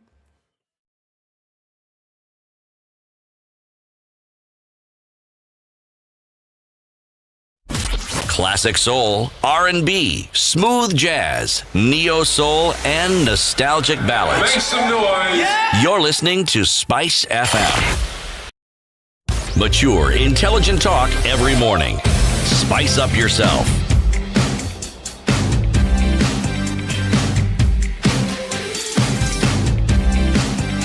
Mornings done right. 94.4 Spice FM. The Magical Kenya Open presented by ABSA. Tease off today at Muthaiga. 2 days ago, Peter, there was the Birdies for Good initiative that was happening. Tell us about that. And now you get the opportunity to tell us, what are Birdies?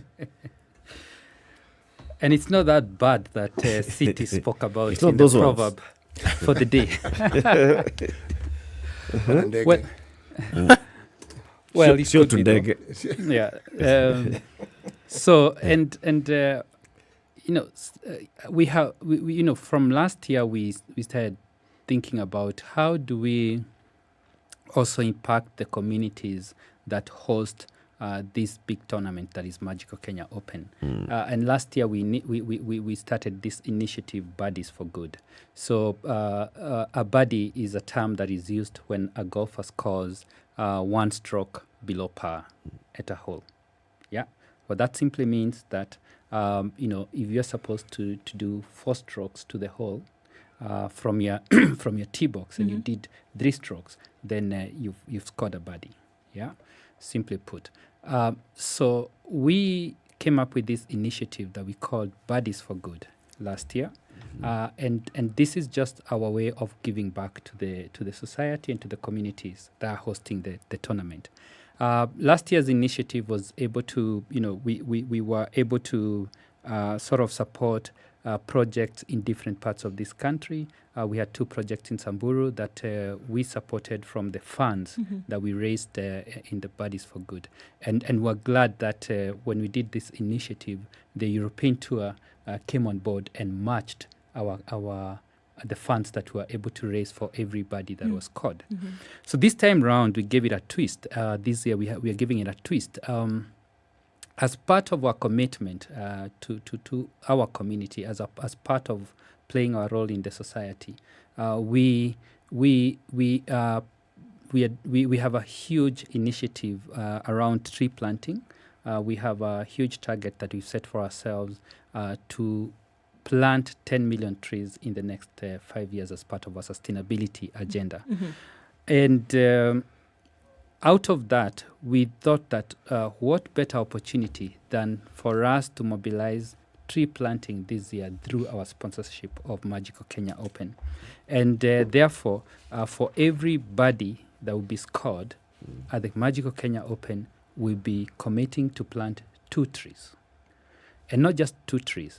We are going to be planting fruit trees in primary schools. So we want to partner with primary schools, and we are glad that Kenya Forest Services will be supplying us with the fruit trees. We'll be partnering with them, and we'll identify schools across areas where we operate, where we'll be able to plant fruit trees. And this serves 2 purposes. One is of course our intervention on climate change from an environmental perspective, but also our intervention from a food security, nutrition, and the fact that this can benefit the pupils. Right. Yeah. Very interesting. Because I was going to ask then why specifically schools, and then why specifically fruit. So now you're able to kill 2 birdies with 1 stone. No pun intended. Absolutely. Okay. So when you look at then the advantage that you have, Magical Kenya, I mean, every time you say that, and we cannot look beyond the importance that sporting activities play on a country where they take place. Yeah. Whether you want to look at small tournaments, big tournaments like the Olympics and the World Cup, what a country is able to benefit by virtue of the fact that you bring a sporting activity home. Yes. What are some of the ripple effects that then we would be able to see from this? Can people then go and experience Magical Kenya, or will that be brought in because it goes beyond the golf and other things that the country then has on offer? Is that taken into consideration? Yes, it is, and we were talking about being the presenting partner, and I said that we are not just presenting the tournament to Kenyans, we are also presenting Kenya to the world, because by the fact that we are doing this sponsorship and we are making it possible for this tournament to happen on our land, definitely we are bringing in visitors into the country, which is part of promoting tourism into the country. But more importantly, this tournament is streamed or is shown live across the world. Over 40 million eyeballs are going to be following this tournament, either on TV or on through online channels, and that's a great opportunity for our country. In terms of showcasing the Magical Kenya and bringing it to the world. How many other African countries host similar tournaments? Well, there are very few countries that host similar tournaments, and what comes to mind is so if you speak to Sub-Saharan Africa, we could be the only country that is hosting this kind of a tournament. Actually, we should be. The other countries would be countries like South Africa. I think there's a Northern Africa country. I think Morocco has got a tournament of this nature. But you can see that it's not a tournament that is sort of, or rather many countries are able to host. So we must be proud of ourselves as a country that we are hosting this prestigious event. I want to go back to the partnership with primary schools. Are we looking at primary schools throughout the whole country? Are we looking at primary schools in the county of Nairobi? And if so, is there criteria for partnering with a school? who decides which school, or do schools apply, and how do the schools get to know that they're part of this program? So what we're doing, we're starting off with where we are at, because we have to be, we have to be good neighbors with the communities where we operate. So we have our branches across the country, and we will start off working with the schools that are close to our branches. Definitely, we already have teams that are across the country that are identifying schools within their locality that would need this kind of an initiative. We realize that it's very easy to identify a school, and then you find that already they have had an intervention where they're doing well in terms of tree planting. So we are working very closely with our colleagues across the country to identify schools close near them that have needs and that we can intervene. Of course, certain areas will benefit more than others given the situation, especially where we find that there is need for nutrition intervention, there is need for environmental intervention. Those will definitely get a priority. There's the planting of trees. Does the initiative also take into account what it will take to ensure that the trees are nurtured to the point where they actually produce fruit? Absolutely, and that is why we are putting in money. We'll be spending up to about 10 million shillings for this initiative. And we have taken time to work with experts in tree growing. We have partnered with experts from KFS. We have partnered with private players who are heavily involved in tree growing. And we have understood the cost of nurturing a tree for the first, say, 3 years. From the experts, you have to nurture a tree for the first 3 years for it to sustain itself. So the funds that we are putting in behind this initiative are going to take care of the trees for at least 3 years to ensure that they are sustainable. It's important that we talk about that because we've seen very many tree planting initiatives by very many corporates. It's one of those things that marketing managers are very good at. Do tree planting, it's our CSR. We bring children, they plant trees, we go away, we take photos, we put the photos in our branches, and then there's no follow-up. Because if you just look back in the last 10 years or 15 years, the number of corporate organizations that have just done tree planting, and you ask yourself, so how are we doing in terms of the trees? It's important that you talk about, it's not just planting the tree. It is planting and nurturing a tree up to a certain point. Now, these are fruit trees. If you look at, I'm going to ask you the question, how many schools are you targeting? And how many, say, fruit tree seedlings per school? And then beyond that, so if a certain school just gets 2 mango trees or 2 orange trees, then what? That's a good question. And the way I will answer it is that the pros who are playing at the tournament, the Magical Kenya Open tournament, will determine the number of trees that we plant. As I said, it is 2 trees per every birdie that is scored. So at the end of the tournament, we'll be able to say how many birdies have been scored. What does that translate to in terms of the number of trees? And then that will help us say we have been able to plant 3,000 trees from this initiative or 6,000 trees from these initiatives, and we will prioritize these particular areas. So it is determined by the number of birdies that will be scored. So that's a challenge. Of course, but you have a number. I'm sure, Peter, you have been in this particular tournament for 11 years. So you can see, on average, how many birdies are scored in a tournament, for example, in the last 2. I'm sure there's something that you're using to project. We are estimating about X number of trees. What's your estimate? Why don't we ask him, what if there are no birdies? Well, we are sure with the talent that we have on the course starting from today, we will definitely get enough birdies. We are sure that they're going to meet what we've set for ourselves. We would like to plant upwards of 10,000 trees from this initiative. And last year we were able to, sort of the birdies that were able to work with was about 5,000 birdies or something like that. So, and every tournament is So different. that was 10,000. If it was last year, it would have been 10,000 trees. Yeah. But every tournament is different. We were on a different course last year. We're on a different course this year, which a little bit from the people that know golf very well. They're saying that it's much more tougher than current. So we expect that it's a good challenge. But let's wait and see. On Sunday, maybe you invite me back next week and I'll tell you how many trees we'll have planted from the tournament. Okay. So that question that City is going to ask you, let me ask you before he does. Yes. So that when he asks, then you can answer it. What's in it for ABSA?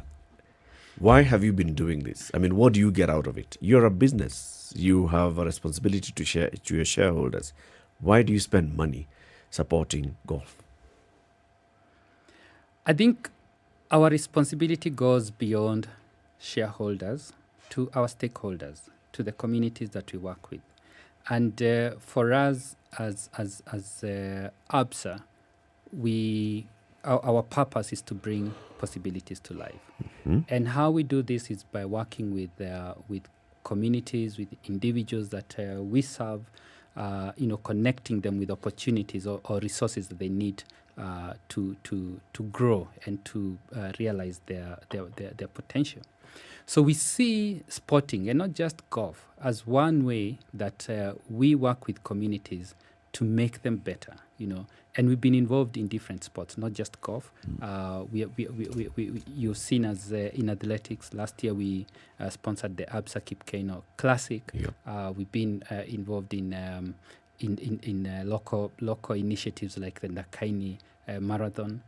We've been involved in football right from the global involvement with the English Premier League, but now bringing it closer home, where we bring players or legends that have been in the English Premier League to nurture the talent on the ground, working with organizations locally. But for us, it's not just about what is in it from a financial perspective. It's what is in it in terms of enabling the communities that we work with, the stakeholders that make us who we are, bring their possibilities to life. I'm sure you still ask that question by your CEO. What's the impact? How do you measure impact? How do you measure the impact of all these initiatives that you get involved in from a marketing perspective? So there are different ways, and definitely when I go back to the office after all this is said and done, there is the impact that we have to look at what we've been able to do. But the first thing is the connection that we as a brand, ABSA, have with our stakeholders, and we are very keen to meet our stakeholders at their passion point. Whether it is golf that you love to do, whether it is athletics, which has got huge following here in the country, whether it's something like music, which we'll once in a while get involved in, it is something that appeals to you as an individual. Sure. And for us, as we speak to you, even from offering the banking and the financial solutions that we have, we are speaking to you as an individual, as a human being who has got interests. If we can meet you at the point of your interest, then it's very possible we are able to demonstrate to you how we can also serve you from a financial solution perspective. Yeah. And can we see a place where then brands own initiatives? And when I say this, I mean, I'm thinking of some of the major brands that we see, big corporates that we see who own initiatives, especially sporting initiatives, and these are global, that it's no longer that the sector is known, but that it's the brand or it's the corporate and what they're pushing through this particular sporting initiative that is then remembered. Do you think we can get to that place here where we know that, all right, we know that as a result of this golf, for example, that ABSA is sponsors, right? 1, 2, 3 things will continually be in the country because of this. You get what I'm saying? Yeah, I get what you're saying. Are we getting to the point, or will we get to the point where it's going to be almost guaranteed that we know certain things will happen as a result of this sporting activity that is owned by this corporate? I think we are getting there, and I will sort of say that as opposed to just brands being, playing a role as an individual brand, it's now becoming more of collaboration. Mm-hmm. How do we collaborate to ensure that certain initiatives happen? And if you look at what we are doing with the Magical Kenya Open, there's a lot of collaboration with other corporates, with the government of Kenya, to ensure that this happens. Mhm. Because possibly as a brand, we may not be able to host an event of this caliber just by our own muscle. Sure. Yeah. So we need the muscles of other stakeholders in the sport, other like-minded players in the private sector Mhm. to come in and partner in doing this. But having said that, I think the impact of such initiative then is very evident from what happened. So if you look at Magical Kenya Open presented by ABSA, what are some of the impacts that we see? We talked about tourism. We talked about if today you went to Muthaiga Golf Club, there's a lot of activity that is happening. There is hosting, there is setup, there are caddies who are supporting these players. There is revolvement of hard cash or money around Muthaiga. There are cab drivers, who are going to be stationed there this weekend because there's a lot of movement. So if you look at that ripple effect, then someone will say that last year I was able to make this amount of money from this tournament. And therefore, as you said, if we have such kind of initiatives happening year in, year out, every season, then definitely we'll have an impact on our communities, economically and socially. True. Yeah. We see a lot of involvement of the private sector in sport, and there's a call for even more involvement and greater involvement in direct supporting of sport. But what role do you play, for example, let's say ABSA? What role does ABSA play in advocacy for policy in the area of sport, legislation and regulation in the area of sport, management? We all know that management in the area of sport is one area that is weak and that raises a lot of issues. We see what is happening in the football. We've seen what happens in the others. We've seen issues in cricket. We see issues, ups and downs in rugby, ups and downs in athletics. So what role does a corporate such as ABSA play at that level of advocacy, of government engagement?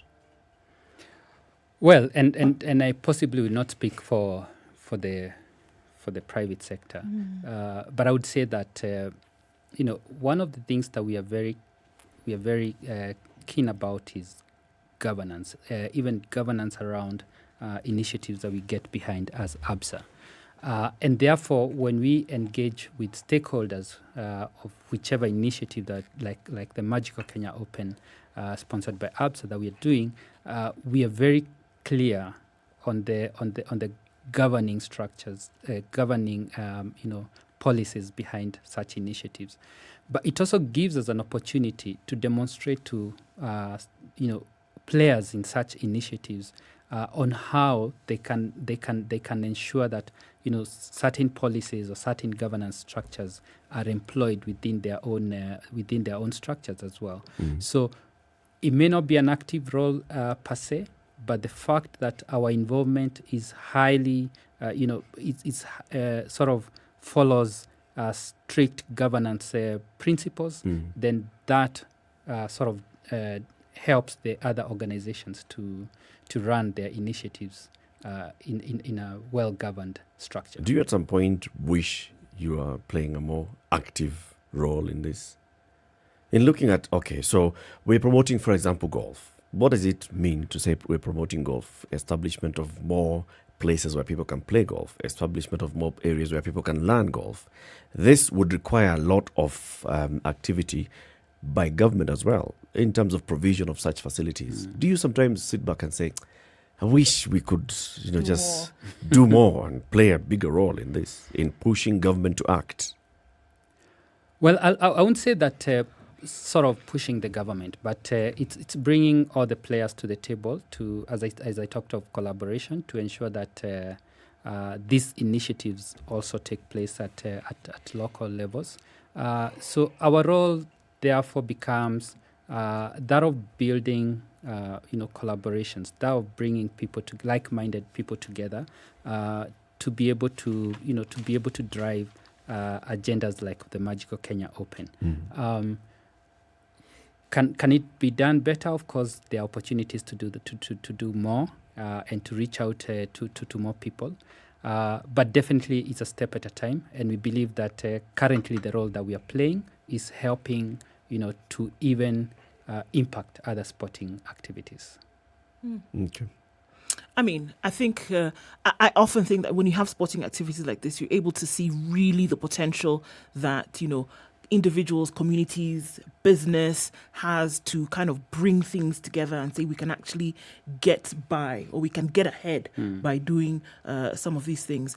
And then you can also project and say, absolutely, this is something that we want to be involved in for the next. So ABSA has been involved in this for the last 11 years. This is the 12th year. Yeah. Are we looking and saying, this is absolutely something that we want to be able to do for the future? It may be planting trees this year. It may be planting trees again next year. It could be doing something else that's going to benefit in the community the year after that. Are you looking at longevity of some of these projects? Or are we saying, okay, it'll come a time where we'd have reached, the head and then we'll say, okay, let's go do something else? Well, as demonstrated by the commitment that we've done with the Kenya Open, going into 12th year of partnership, you can clearly see that as a bank, ABSA gets once we get our commitment, we then look at it from a long-term perspective, and there's something that we've observed. Like if you look back at our journey from where we started with the Kenya Open to where we are at now, it's now a global event. And this has attracted other players to come in, be it from a government perspective or from a private sector perspective, to support the platform. So we feel proud that we started a journey. We possibly were not many players then in terms of the corporates that were supporting this, but we have consistently invested in this particular tournament, and at this time today, there are many players who are coming in to say we want to get involved. We have a commitment to the communities that we work with in terms of supporting them, especially in areas of sport. So it will not necessarily just be golf. It's also looking at areas like athletics, where we, last year our CEO announced a commitment for 3 years with Kip Keino Classic, and you'll be seeing as this year what we'll be doing with the Kip Keino Classic, and other sporting activities that are there and our communities are passionate about. So there is a long-term commitment to supporting sports and not just golf. Specifically. Okay. Yeah. So spend the final 1 minute of this morning's interview talking to Kenyans. Tell us why we need to come to Muthaiga, how long this tournament is taking place, what ABSA is doing. The tournament started this morning. It teed off this morning, and the weather is looking great. If you're in Nairobi, it's going to be a great outing for you and for your family. Come and see great talent that is out there on the golf course. Some of the talent that you could only sort of catch on television is right now going to be live on our course at Muthaiga. But more importantly, if you're not in Nairobi and you're not able to come to Muthaiga, the tournament is going to be live on DSTV channel 233, and you can also follow updates on our social media pages at ABSA Kenya, on Facebook, on Instagram, and on Twitter. Thank you very much. Yeah. Peter Wawero is the ABSA marketing manager. We've been talking about Magical Kenya Open 2022 presented by ABSA, which teed off this morning at the Muthaiga Golf Club on this day, the 3rd day of March. It goes on until the 6th. And he's been telling us why ABSA has been supporting this initiative and this tournament, part of the European tour for the last 11 years. This is the 12th year. Good job that you're doing. Thank you. And we hope to have you again soon to talk about this initiative and these trees. Let's follow up and find out. So how many trees are you going to plant? Let's start that accountability from that point. How many birdies? How many trees are you planting? Where? And I'll definitely want you guys to accompany us as we plant some of those trees. So I'll be inviting you. That would be amazing. Good morning. It's 8 a.m.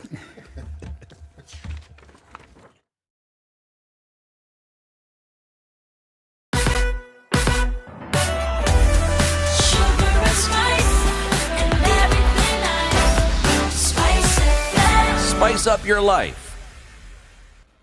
The latest news from around the world. 94.4 Spice FM. This is Newswire.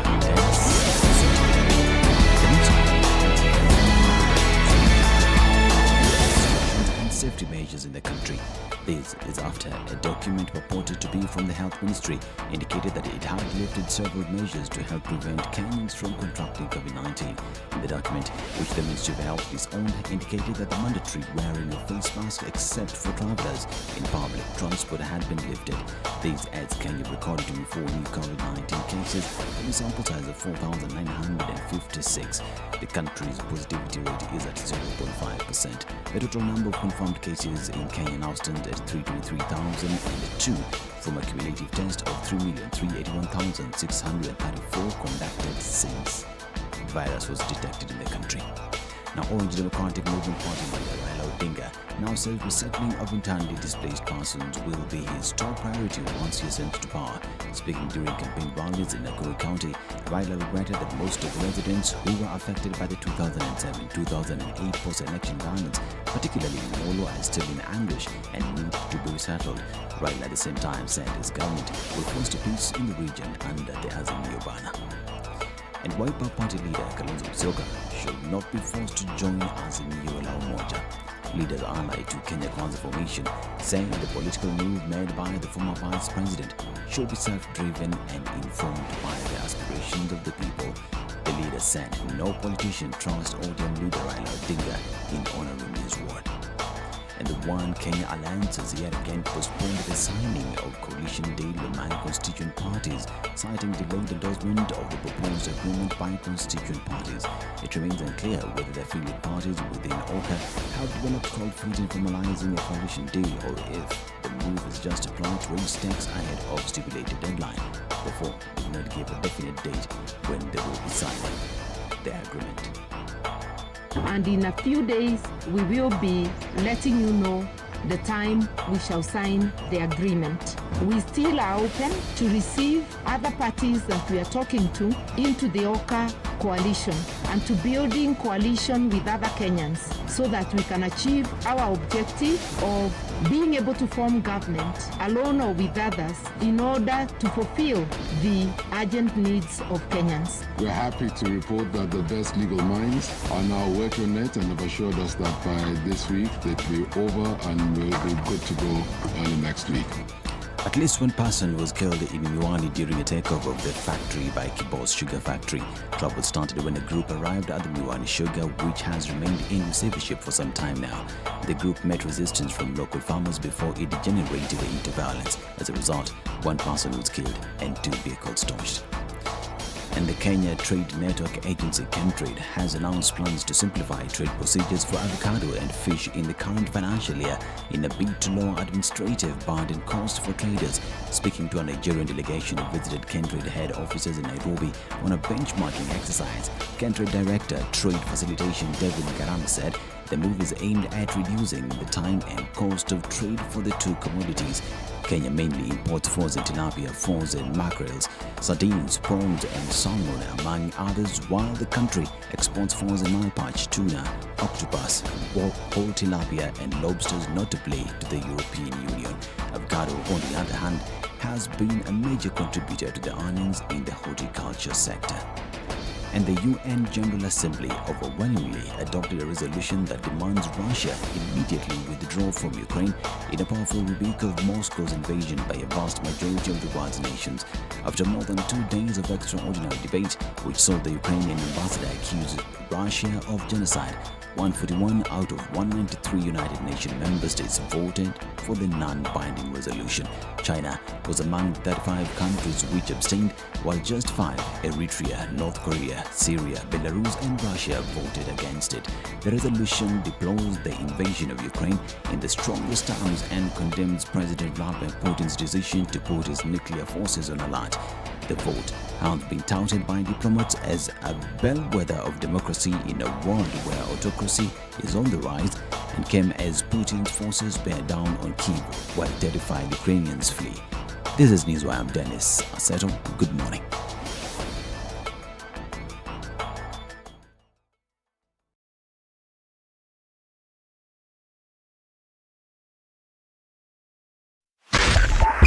102.5 Spice FM, Kisumu. A few minutes after 8 o'clock, and let's see what it looks like on the roads this morning. On Gong Road, it's taking off quite some from Raila Odinga Way, which in turn is taking off from Langata Road. So that continues. We're looking at Uhuru Highway getting out into the city and then out towards Westlands. That's still quite heavy today. Coming off Chiromo, there is a nightmare currently happening there. Hopefully folks will wake up at some point into a dream. But for now, it looks pretty messy. We're looking at Limuru Road, in and outbound traffic. The Thika Superhighway still continues with that drama, as it does on Kiambu Road today. So we are in traffic hour proper. Juja Road is doing the thing this morning. In and outbound traffic, guys. What's happening here? Also on the Eastern Bypass, traffic still continues in little nooks and crannies there. Should be able to get out of it by the time traffic hour is over. Let's keep an eye on things, guys. What do you see where you are? SpiceFM KE on Twitter. Text 40127.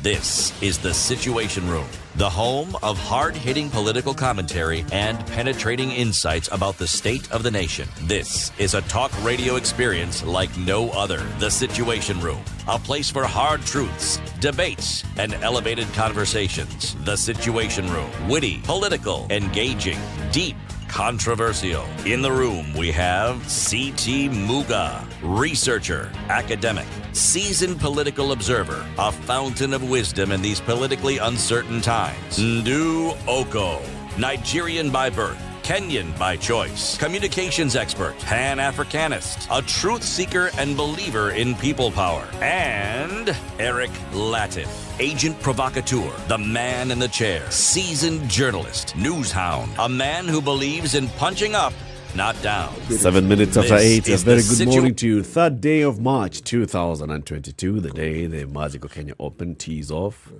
It's okay, CT, do not worry. It shall be well. Especially after you tell us today's proverb. I'm going to change the proverb. Those who pry into other people's affairs will hear what they do not like.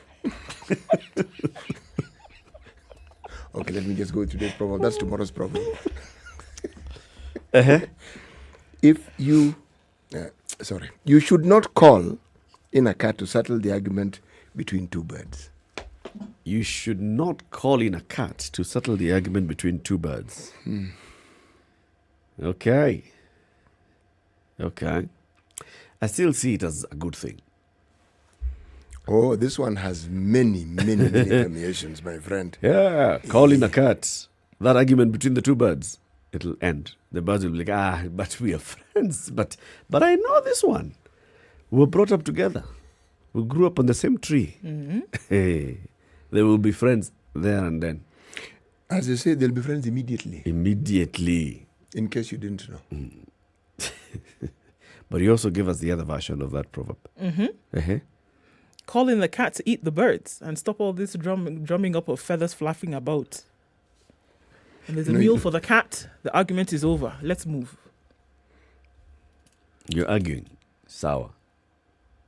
You're my food. Yes.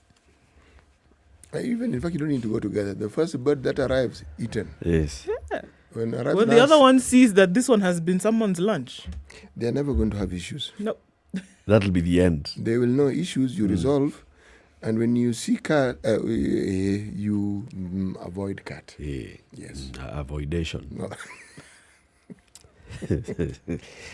Okay. Welcome to our audience on KTN Home who join us now until the top of the hour. Thank you very much for choosing this as the way to start your day. It's a Situation Room. It's on Spice FM and it's also live on YouTube and Facebook where we live stream the show every weekday morning, 6 a.m. to 10 a.m. Let's talk about what's happening in Ukraine. So, yes, we know that after very many years back and forth conversation, please guys don't do this. The other side says saying, please guys don't do this. No, don't do this. The other one says, no, we'll do it. Don't do it. Russia forces trooped over into Ukraine. It's been voted as an invasion by the UN General Assembly, a majority. Okay, and they voted against it and said that they condemn it. But then we know what's happening. the result of everything else that's happening politically and militarily on the ground in Ukraine is that very many people, in their hundreds of thousands, are getting out of Ukraine and seeking refuge where? Into other countries in Europe. First, ports of call, of course, are the border countries. Yes. Poland specifically has very many people who are just massing up at the border, being processed to leave. With this, we've then also seen the emergence of news that there's some sort of discrimination. Shall we call it racism? Yes, let's. There's some sort of racism that's taking place in this particular area where people of black and brown skin are being told, hold on first, let's first of all process the Ukrainians, and then the rest of you, Ukrainians, Europeans, the rest of you, we shall deal with you. Caucasians. If and when we will deal with you. Now, this started off, as just murmurs and rumblings here and there, and then it developed into actually full-blown news where there is an issue of concern about the treatment of non-Caucasians in Ukraine, and it has attracted a lot of reaction from various quarters, various countries reacting about this. That's what we want to talk about. And beyond that, also the coverage of this particular crisis. Not from the whether who is biased towards whom in the crisis, but in the same lens of coverage about this and the racist slant of the coverage.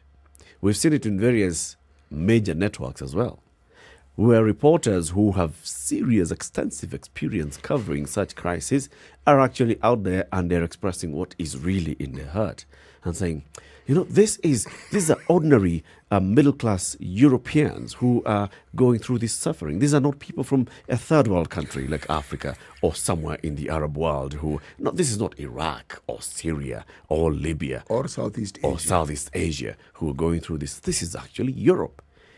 And that has also received a lot of condemnation. People saying, Allah, what's this all about? What does this tell us, City? Tells you that many people, without even knowing it, it's not a European condition, it is a human condition. It is called exceptionalism, where people believe that certain things can happen to others, but not them. So when you use the word exceptionalism, and to give it context here, you have to say it's a delusion. Because this imagining that you're different, and yet it's happening. And if you look at your history, it has happened before. So what is this thing that makes you different from others? Remember when we had our problems in 2007, 2008, many Kenyans commented and said, but this shouldn't be happening in Kenya. Okay, so where should it be happening? Yeah, we were in effect saying, if it's some of our neighboring countries, they're used to this. Yes, it's something. A comment that was attributed to our deputy president again brings this out to the fore. Exceptionalism, us, we're different. We're not like these other people who are, and they are also, and they are, and they are. Now, when it is brought on the world arena and color is brought to the fore in that discussion, most of the people whom you will talk to, in all honesty, will tell you they're not racist, and they will mean it. Because if you look at the history of Ukraine and the relationship with Kenya, for the longest time, Ukraine has offered very many of our Kenyans scholarships. And people are going to study. I've never heard of people who live in Ukraine and work there complaining that they have been treated in a racially biased way. I've never heard of it. But remember, the people who are showing this bias, are we saying it's a policy by those governments, or is it that these are just ordinary citizens who are now, because of this crisis, bringing out what has always been in their minds, and they're not even aware that they're actually being biased? Isn't that what conflict does, though? Yes, it does. That is what a different situation that brings about an element of uncomfortability does. Is that it brings out latent, unconscious feelings that are inherently you as a human being. That's what it does. We talk all the time about COVID, for example, and because of COVID, we have seen this. Because of COVID, certain truths then have come out. It's the same thing with conflict. Conflict is not selective. It doesn't decide that today, because I am in this part of the world and I will not rear my ugly head and all the other things that come along with it. It is an ugly situation. And when conflict or war comes about, there are certain other things that will also come about. War is not discriminatory. For example, war, when it's rumbling up, does not decide, okay, today I think I am going to then only show up in this particular part. It is not like that at all. War or conflict is not the preserve, for example, of the third or developing world. It doesn't mean that just because you're already stricken with 1, 2, 3, that war will decide then to come and pay you a visit because, you're already down. And I think that when you see things like that, it brings out these latent things. All right, that sure, when everything is all right, we kind of bubble on the surface and we just kind of accept things. But when your very well-being, your very livelihood, your peace and stability, void of conflict and lack of security is attacked, then some of these other things which you could get by ignoring actually come to the surface, don't they? Yes, that they you do. would ask yourself and say, hold on, but we've never had, just like you said, people go to school, they work, they emigrate, they move without any problem. But then introduce the element of war and conflict, and then you'll find out what folks really think. We saw some of these reports where people are thinking, how? Suburban Europe. We would never imagine that you would find people fleeing and clogging up the bus stations and the train stations to try and get out. We expected to see such a thing in sub-Saharan Africa or in the Arab world.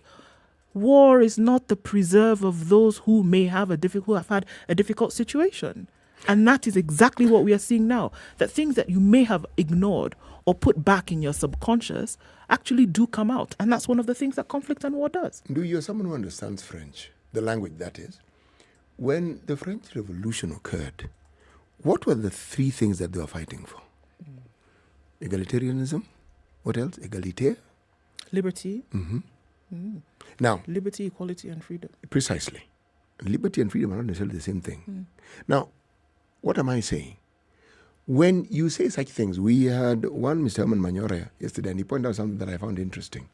With regards to the United States and their constitution, all men are born equal, and then blah, blah, blah. So when you're fighting for these, who are you fighting for exactly? Yourself. And if you, precisely. And if you are a country that upholds these values to be true, and remember, the French colonial system was one of assimilation, remember? So did that dictum also apply to those who had been assimilated? And in modern times, do you see it being assimilated? If you look at the issues of immigration in Europe, to whom are the issues most pointed out? It's people of color. And these are nations that will talk about democracy and rights for all humanity. And then you ask the question, fine, folks, we get what you're saying.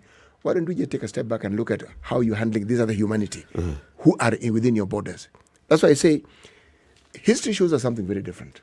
History shows us that it doesn't matter really where you come from. This thing is the same for everybody. So this is human nature. It is. But we are not being pretentious. No. Exceptionalism is not necessarily racism. It isn't. It manifests itself as racism when it is something that you see based on color. You see, being an African at some level is a huge disadvantage on the international scene, because we seem to be the people who people find easiest to look down upon, easiest. And partly it's because, not because we're inferior, no. It's because we are accommodating. We are a welcoming people. We are not even we're not really a suspicious people. We're not going to bother much with you. No. We until you show us reason for suspicion, we will willingly accommodate you. And that is why, even though there was a resistance to colonialism, it was in small measure if you compare it with the invasion that actually visited this particular continent. And every time there was resistance, it arose out of mistreatment. It's not as though the people came and they were resisted. No. They were first welcomed, and then they started showing their true colors, and people said, excuse me, this is not what we agreed on to begin with. And then resistance began. Now, why am I saying this idea of exceptionalism is what breeds what we call racism? Think of it even from a communal point of view. Think of it even from our own national point of view.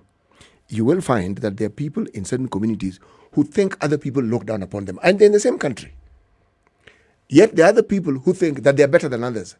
It is something that it isn't so. Actually, it is so. There are communities in Kenya who think that they're better than everybody else, generally speaking. And to be better than somebody else, it means somebody else is inferior. That's what it means. Now, unfortunately, because of the domination that the Western world has had, they more or less express this more than anybody else. This idea of exceptionalism, that they are better. They do things better. And in certain things, my friend, they actually are better. Okay. But then, knowing, for example, an issue as such as racism and how big it is, you'd expect that there are people who would then be socialized over time to be more aware of all the nuances around racism. Yes. Right? Such that when we get into a situation such as we are in, war, conflict, people already are ingrained to being sensitive to how they treat others. Yes. Not when something like that happens and the first thing is like, okay, so you are black, don't enter the train, move, let the white people first enter the buses and go to the border. And then look at the treatment, that the reactions that's coming from the various governments. On Tuesday, Ukraine's foreign minister tweeted that Russia's invasion had affected Ukrainians and non-citizens in many devastating ways. Went on to say, Africans seeking evacuation are our friends and they need to have equal opportunities to return to their home countries safely. The government of Ukraine will spare no effort to solve the problem. This is just, a formal acknowledgement and saying, We can see that there's a problem. We can see there's a problem. We'll spare no effort, blah. Is that sufficient statement? Look at what the UN High Commissioner for Refugees, Filippo Grandi, said, recognizing that there's different treatment between Ukrainians and non-Ukrainians, as he put it. He said, there should be absolutely no discrimination between Ukrainians and non-Ukrainians, Europeans and non-Europeans. He said the UN, the international organization, plans to intervene to try to ensure that everybody receives equal treatment. Everyone is fleeing from the same risks. In so making that statement, he has actually pointed the very thing you're saying. If indeed there was no racism and there was no indication of it, the need to talk about it wouldn't exist. He's responding to what he is seeing, the evidence of it. He's acknowledging that it's there. Yes. But then he's saying there are plans to see that this thing is resolved. Just the same way the Ukrainian foreign minister has said, the government of Ukraine will spare no effort to make sure that this issue is resolved. The UN High Commissioner for Refugees says that the UN High Commissioner for Refugees plans to intervene to try to ensure that everybody receives equal treatment. Plans to intervene to try to ensure.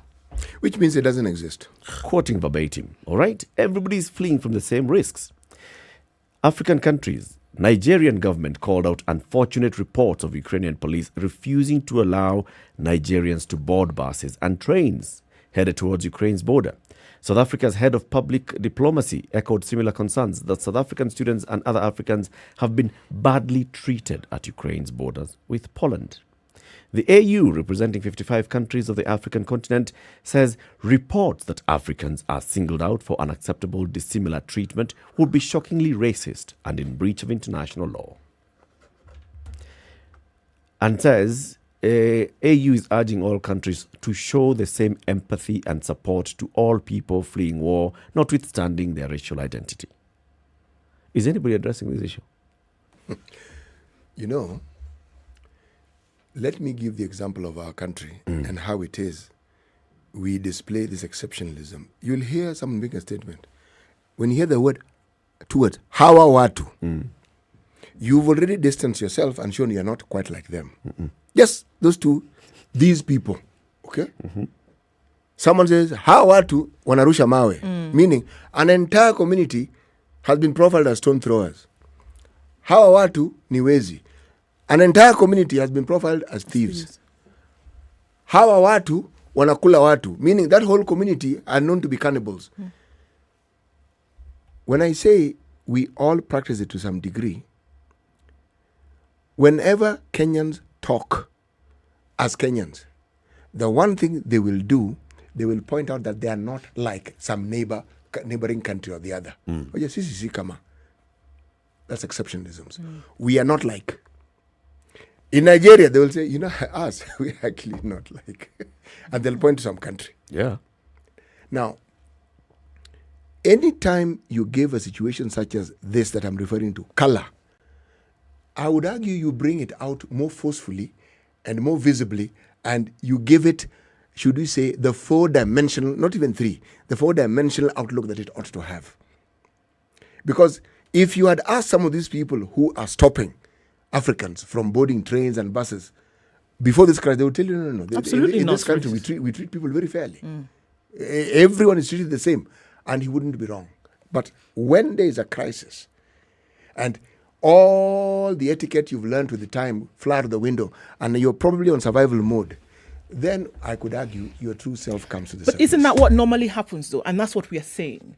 That maybe folks would go as far as saying that it would then sometimes be necessary for such situations to play out so that you are aware of the real underbelly of issues, so that you know this is what the situation really is. And this is what you actually are. Not this placating nature we have of things like everything is all right and you're able to just get by without realizing that truly you are actually not all equal. Whether it is in mind or it is in practice, that you actually are not all equal. And when things are all right, I'll never forget a story that somebody told me when you are trying to navigate the waters in the ocean, that the people who navigate the waters actually don't hope for calm waters. They need the waters to be rough in order for them to see where they are going. That if it is calm, you really don't know what is underneath. But when now the waters are ravaging, that's when now you can chart your path. And so many would say, in some cases, it will be necessary for you to see a situation like this so that you can know what the real situation is. All this other business, you find yourself then being on the short end of the stick because you don't really know what the real situation is. You may have thought it may have disappeared. But then what did these sentiments that we've seen in the last few days really do for folks to make you realize that this thing is still here and alive with us? You know, I have looked at, I was looking into the reasons why people immigrate from one place to the other. And the one which struck me the most was when the Berlin Wall fell. Germans on both sides. What was expected, I think, by many was that when the walls fell, those in the East would be welcomed with open arms by those in the West. That is not what happened. No. And even to date, you will find biases against the Germans who had lived in the East. If you look at the movement within the EU and you talk to countries that consider themselves to have long been established and didn't have the turmoil that Eastern Europe had, there was always this attitude towards people from Eastern Europe, and not a very positive attitude at that. And why? Because it's like these people are not able to manage their business well. We who are exceptional, we've been managing our business very well. For us in 2008, it was a watershed moment because we realized we are really not that different from anybody else. So this exceptionalism that we had as Kenyans, such things don't happen. We realize, the things that we see happening with our neighbors can also happen with us. We are not different. Yes. But here's the thing though, City. Yes. At national and global level, there ought to be mechanisms, and that's why these conversations happen at national and global level. There ought to be mechanisms to ensure that at least governments have in place measures to avoid or to mitigate against this disparate treatment of people. Okay? Last year, over 400 people who are called illegal, undocumented immigrants, people who have lived in Belgium, some of them for more than 10 years, from Southeast Asia, from North Africa, and ended up in Belgium, were staging a hunger strike because they said they were being treated unequally from everybody else during the coronavirus lockdowns. We also remember the European countries and the kind of huge debate that they had. Very many countries against Germany and saying, you people, what are you doing?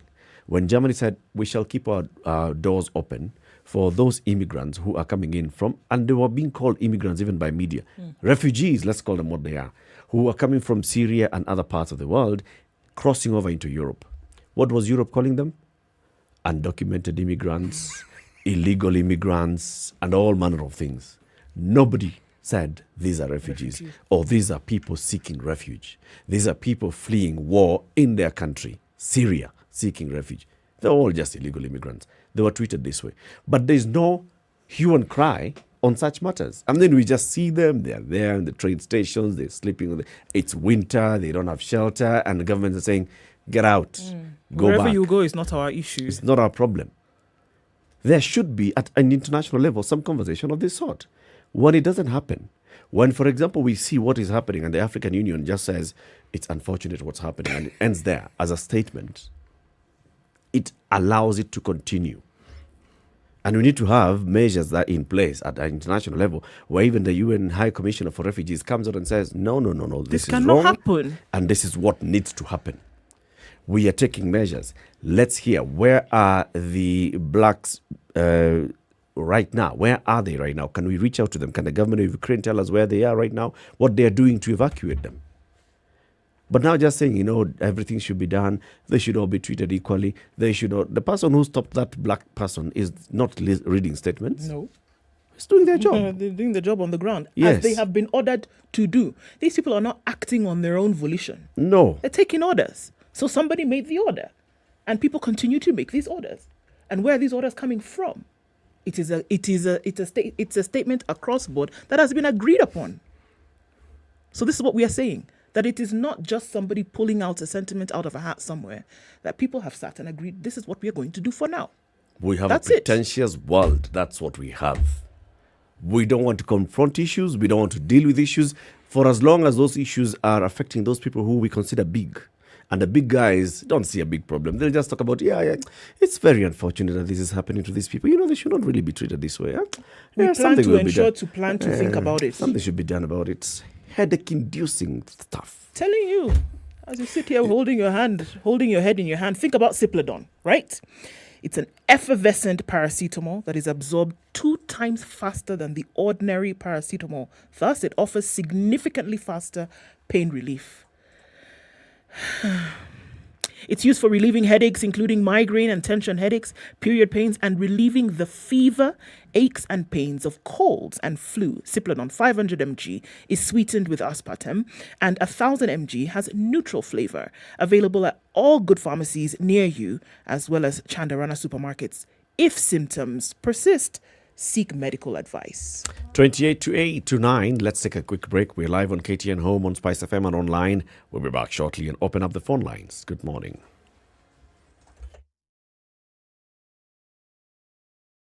This is the Situation Room, the only way to start your day.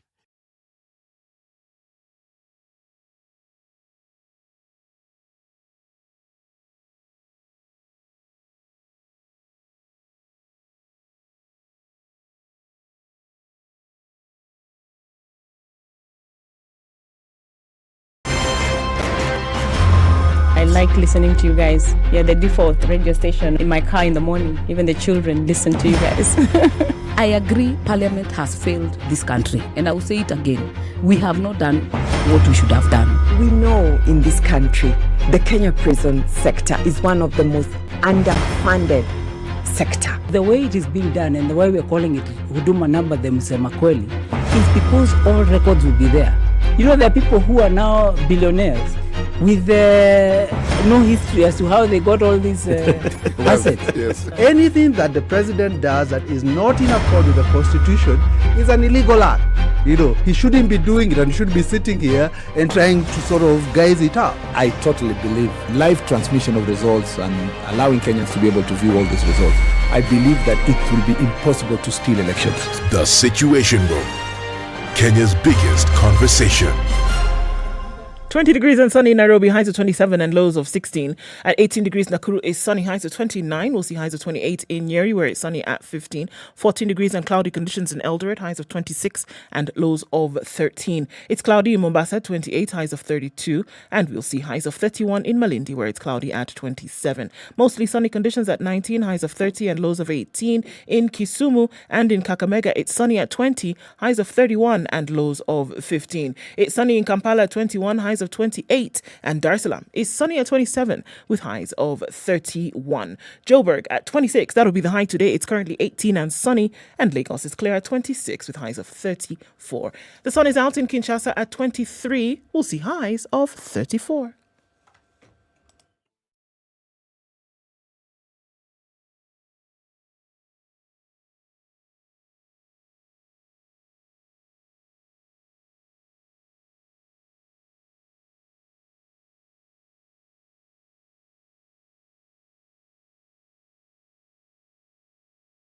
Still in traffic hour, and it continues on Jogo Road heading out into the city. We're going to see Uhuru Highway, quite some traffic from the Nyayo Stadium roundabout, probably even before that, at that turn off to South Sea, out through to Westlands, that is passing through the CBD. We're also seeing some traffic on the Thika Superhighway that continues just before the Utali Drift is where it is now. Kiambu Road, absolute mess, guys. I don't even know how many lanes we're looking at now, but this one requires a lot of patience today, and just stay in your lane, literally.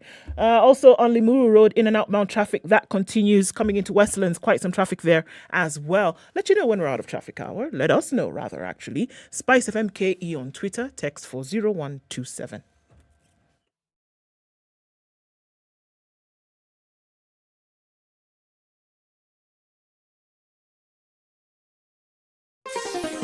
Chilled Spice.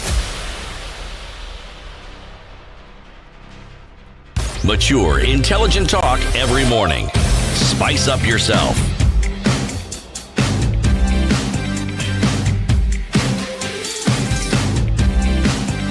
Mornings done right.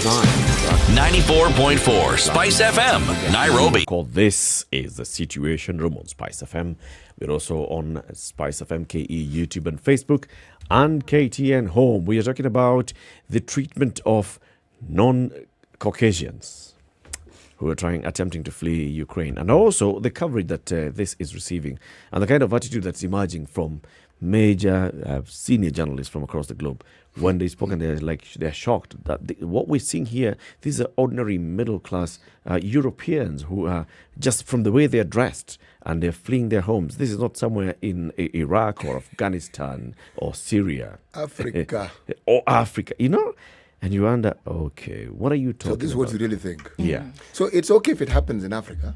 It's okay if it happens in Southeast Asia. It's okay if it happens in Latin America. It's okay. It's expected. We're used to this. It's expected. These people, with them, you expect this. So, really, an international journalist who has covered those conflicts in those countries and understands the world view and the world situation infinitely better. Now, if that is the attitude,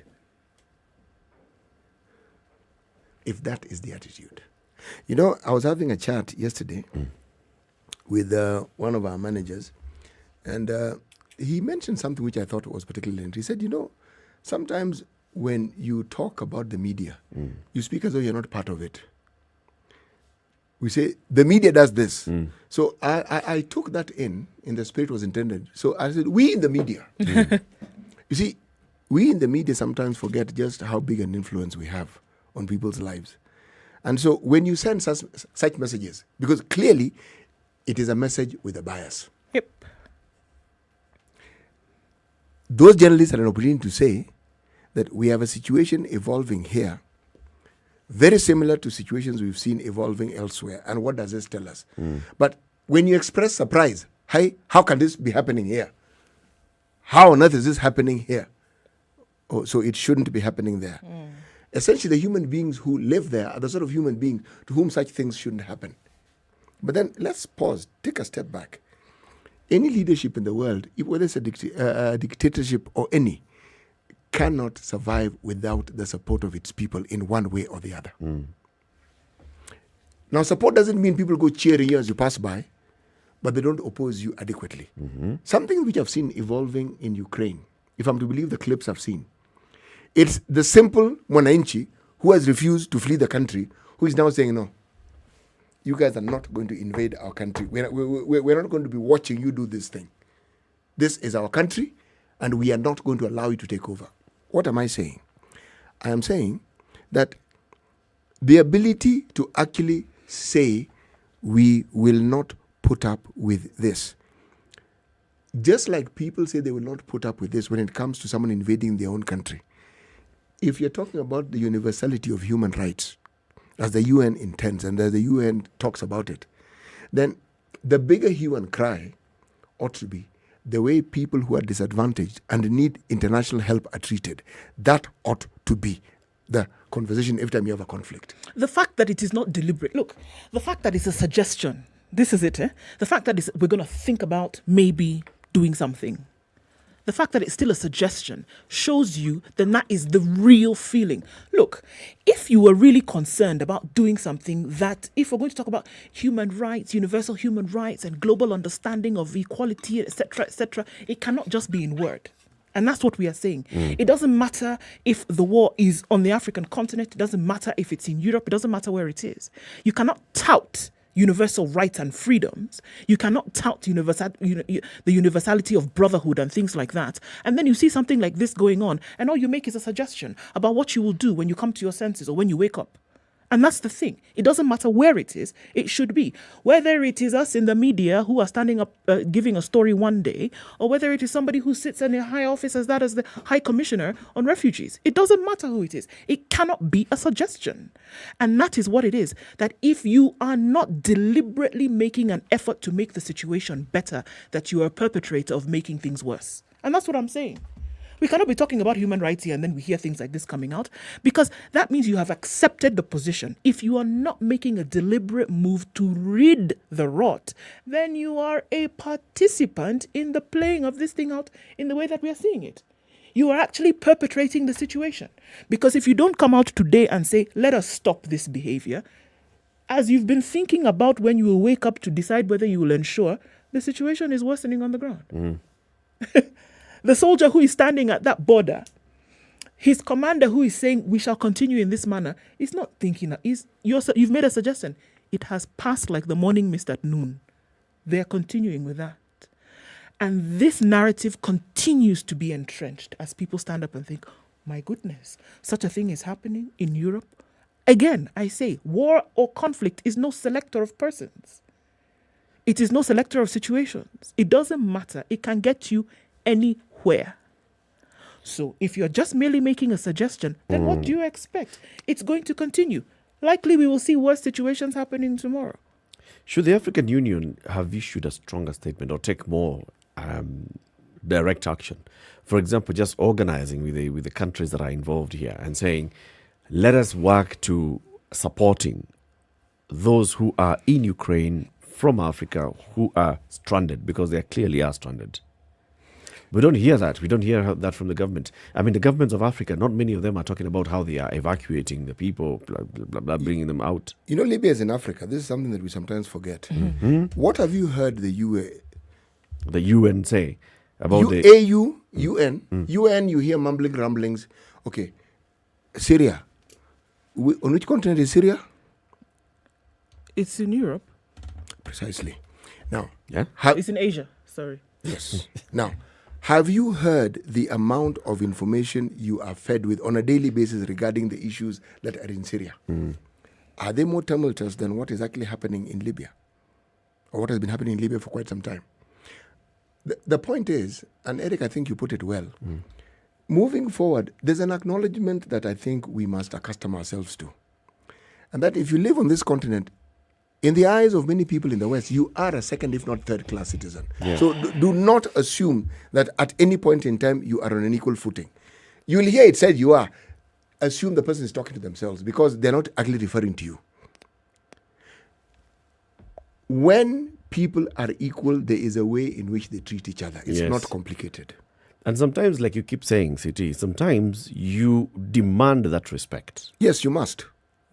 You will demand that respect. So you'll notice that this person does not respect me. Yes. It doesn't matter. Yes, you are my elder brother, you're paying my school fees, but you've got to respect me. Yes. It doesn't mean that every time you come in, you say, come and remove my shoes, I pay your school fees. No. There has got to be some level of respect. Now, the African Union, in this particular case, let's even say, yes, a lot of African Union monetary support is coming from external sources, not just the African countries contributing. Okay, yeah, so we don't really to topple the apple cart. But listen to this statement. This is a statement of the African Union on the reported ill treatment of Africans trying to leave Ukraine, dated the 28th of February.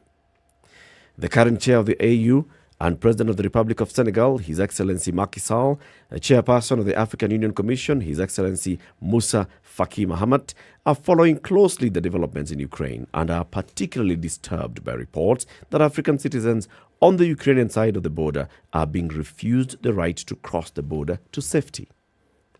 The two chairpersons recalled that all people have the right to cross international borders during conflict and as such should enjoy the same rights to cross to safety from the conflict in Ukraine, notwithstanding their nationality or racial identity. Reports that Africans are singled out for unacceptable dissimilar treatment would be shockingly racist and in breach of international law. In this regard, the chairpersons urge all countries to respect international law and show the same empathy and support to all people fleeing war, notwithstanding their racial identity. The chairperson's commitment to the commend the efforts by the African Union member state countries and their embassies in neighboring countries to receive and orientate African citizens and their families trying to cross the border from Ukraine to safety. What have they said? It's an international diplomatic speak here where they're saying, you know what, everybody, look, we have noticed what you guys are doing. You can say, diplomatically speaking, while this statement says a lot, because it says we have noticed, and they have even said, use the word, it is showing racism. Who are they addressing? The perpetrators in this particular case. In my reading, they're addressing the perpetrators and saying, guys, we have noticed. They're using diplomatic speak. Diplomatic speak. But the last statement here, the last paragraph, where the chairpersons are commending the efforts by African Union member states countries and their embassies in neighboring countries to receive and orientate African countries and their families, their citizens and their families, that's where I have an issue with. What is they should be coordinating. They should be saying, okay, who do we so have this where? is what is happening. Who do we have where? Which countries don't have this kind of support that they require? Are there some South Sudanese people in Ukraine who are trying to cross? Do we have, is the South Sudanese government able to actually sort out their people? Can we see whether there are countries that require support? That's what the AU should be saying, in my opinion. You know, especially the AU Commission. One doesn't want to speak ill of a body that's supposed to represent the interests of those of us in this continent, but... Can I help you? Hey, the AU... But I'm sorry, but this is just normal territory for the AU, unfortunately. And how many of us have talked over and over again and said that unfortunately what it looks like is that the AU is just again practicing its puppetry here, once again. That you should be able to be very firm in your look at we can have all the excuses in that it started as the OAU and then only less than 15 years ago did we actually see the African Union come about and still trying to get your footing on the African floor and it's okay. So but I'm yet to see and understand the boldness with which this union was created in the first place. Playing out in situations just like this. But we are yet to see it. And here is a perfect opportunity. Again, there have been many that have come before. But here again is another it doesn't mean necessarily that you have to be diplomatically bullish. But it's very simple in terms of logistics. You're the African Union. So you are aware of the countries that are on this continent, I would hope. Number two, it would not be very difficult for you to find out which of your countries here, for example, are on the receiving end of this thing that we are seeing at the borders. You know. Do you have networks with these governments? Yes, you do. Are you able to do any kind of coordination? Yes, you are. So, beyond a speech on a letterhead, beyond a statement on a letterhead that you then pass out to your different bureau around the world, why do we not see concerted effort beyond the speak? It's not the first time. The AU has always been in this position where it's just like, well, let's say a few things here and there, maybe, but then in terms of acting in a manner that will get people to sit up and take notice, we've not seen it. And again, here we are, another conflict situation, we're not seeing it. So this is not unfamiliar territory for them, it's just the way they've always behaved. You need to ask yourself, in how many, and we've had conflict situations on this continent, they keep growing. Every time you supposedly solve one, two others sort of like spring up. How many of them can we point to and say the AU has been instrumental in bringing peace to this particular area? This is what I'm saying. You see, our representative, the Kenyan representative to the UN Security Council, one Dr. Martin Kimani, was clear. He didn't, diplomatic speak, yes, but he spoke with clarity. And he said, folks, you know, first of all, this path that Russia has taken, it will not end well for them. History bears us witness. But he has gone forth to say other things which are clear. Now, why am I saying this? I'm saying this because there are times, even as you're speaking diplomatically, your voice must be heard clearly. People, you may not think so, but they respect clarity. Essentially, you're saying, where this is concerned, this is our position. Okay? Kenyans have already said, the Kenyan government, how it is they're working at bringing their students back home. Now, by the way, this means if you went there legitimately and you are known, if you went to visit and you stayed, your story is different. I can't help you. Well, they could, but they don't know you're there. When they say those who are there, it means those who left Kenya, how they went there was known, they registered in the host country, etc., etc.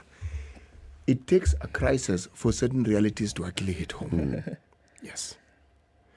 It was very, very easy to talk about, if I look at the southern Sudanese situation, when Sudan was one big Sudan, to give the impression that Khartoum was causing endless amounts of problems for those in the south. The south got independence. Have those problems ceased? Have they ceased? No. Let's hear from you, 0719-012-600. Do you feel like the African Union and the African countries are doing enough to help evacuate the people who are stranded in Ukraine? And number two, to address these complaints by citizens of Africa who say they are being discriminated against in their attempt to flee the war in Ukraine. Are African countries doing enough? So so some country here is saying, just cross over to a certain point, we'll find a way to help you get out. Others are saying, African Union says, we are aware that there are some member countries that are trying their best and we commend them for what they're trying to do, but we want to say that racism is a bad thing and everybody needs to be given the same equal treatment. After all, it's part of international conventions. What?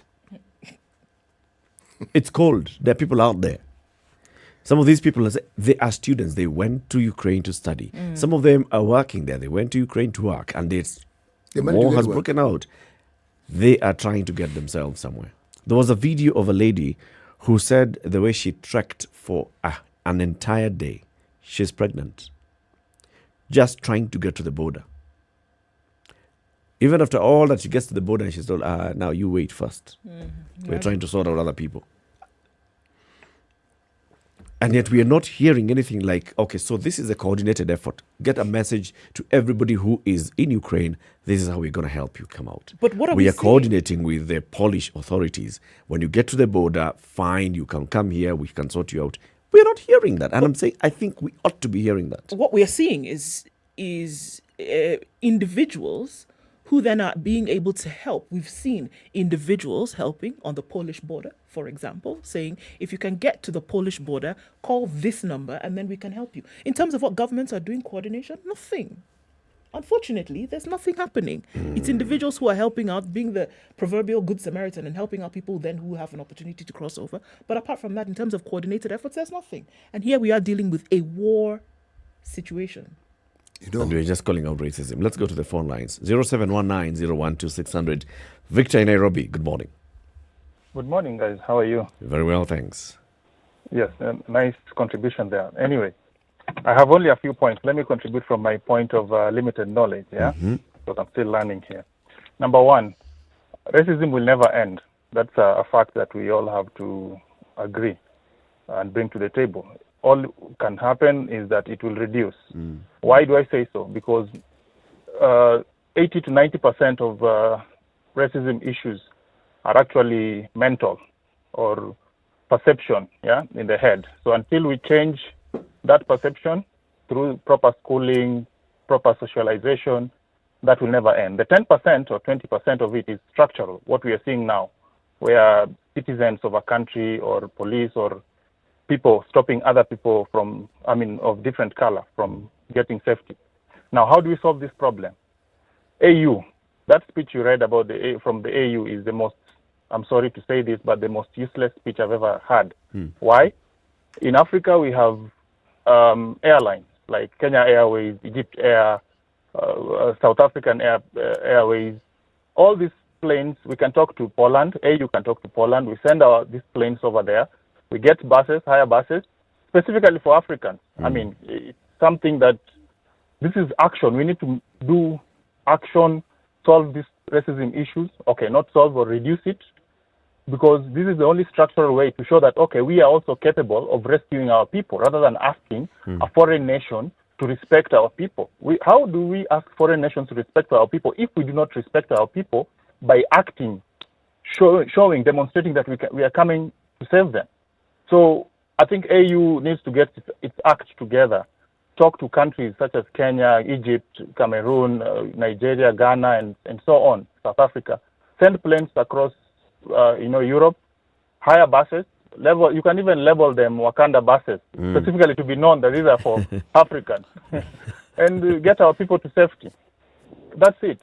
Otherwise, they'll just be issuing statements, and our guys will be suffering, and we'll never get respect because those people know that we are incapable, right? That's a fact that we don't do anything. So that's all I wanted to say. Thank you very much, Victor. 0719-012-600. What do you think?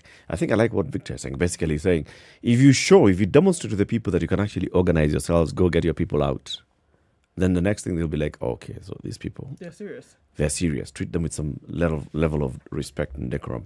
What you see, what Americans, for example, evacuate their people without thinking twice. Why do you think Americans are quick to tell you, I am an American?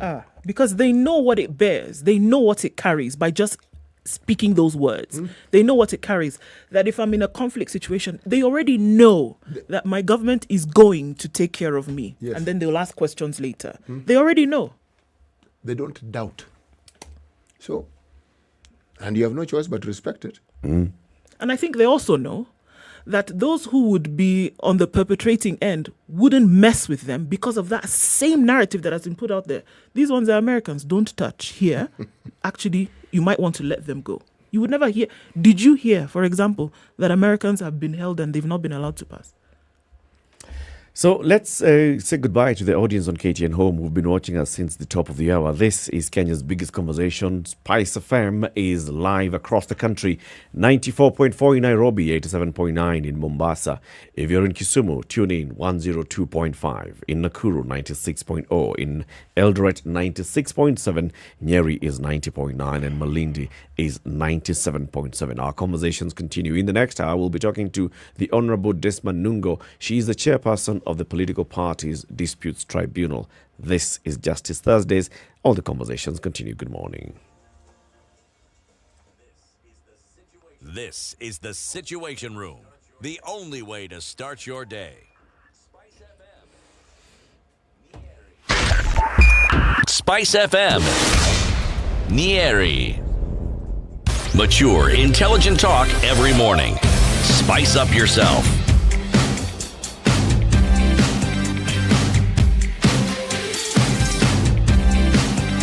Mornings. All right, so getting to the top of the hour shortly, reminding you that the Magical Kenya Open teed off this morning at the Muthaiga Golf Club.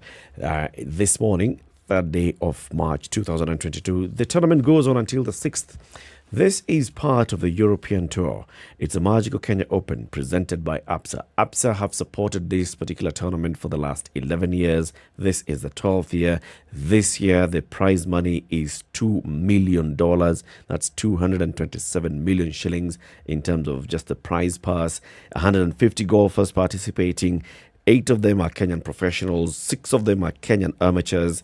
2 golfers from the region. All of this. The defending champion is Justin Harding from Sweden. Won last year and has come back and said, I'm going to come and take it. And we had a conversation at 7 o'clock with ABSA's Peter Awero, who was telling us they've been supporting this. And part of the things that they want to do is just count the birdies at the end of this tournament.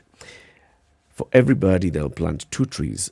Sponsor the planting of 2 trees, fruit trees in primary schools across the country, especially starting off with the areas where ABSA has a branch network. And then they'll nurture these trees for 3 years, make sure that the trees are able to get to age of survival. They will be nurturing this. Good thing about doing this in schools is you're teaching the children the importance of planting trees. You're also teaching the children the importance of fruit trees and the value that they have. And this is part of the good things that are taking place. www.tikiti.com www.tikiti.com. It's not exclusive to only the golfers. You can just go book your ticket there and go and witness what's happening at Muthaiga. If it's your first time to go to Muthaiga or your 79th time to go to Muthaiga, good thing. It's going to be a lovely weekend. Keep it right here for more conversations. Like we said, in the next hour, Ednah Nungo, the Honorable Ednah Nungo, the chairperson of the Political Parties Dispute Tribunal. This is Kenya's biggest conversation at 9 a.m.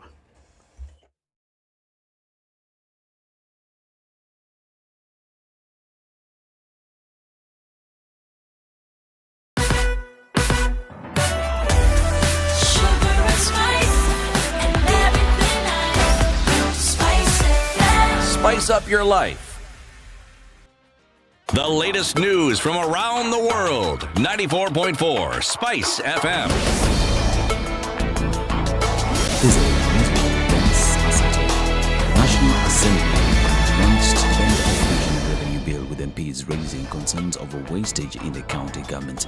The 47 county governments are set to receive 370 billion shillings, which is equivalent to 26.7% of the collected national revenue.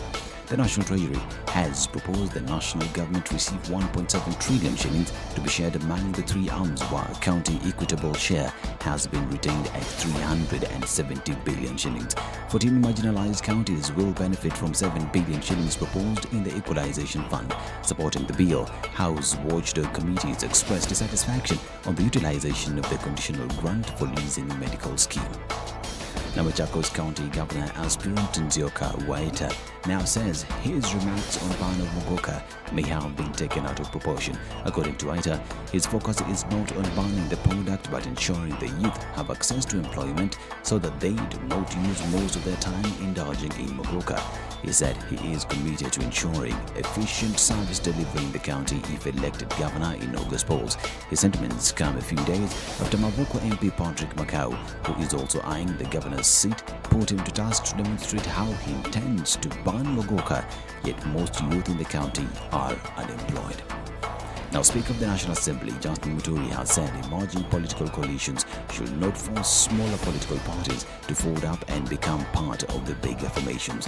Muturi said it is a democratic tradition worldwide for political parties to have their home base or place of origin.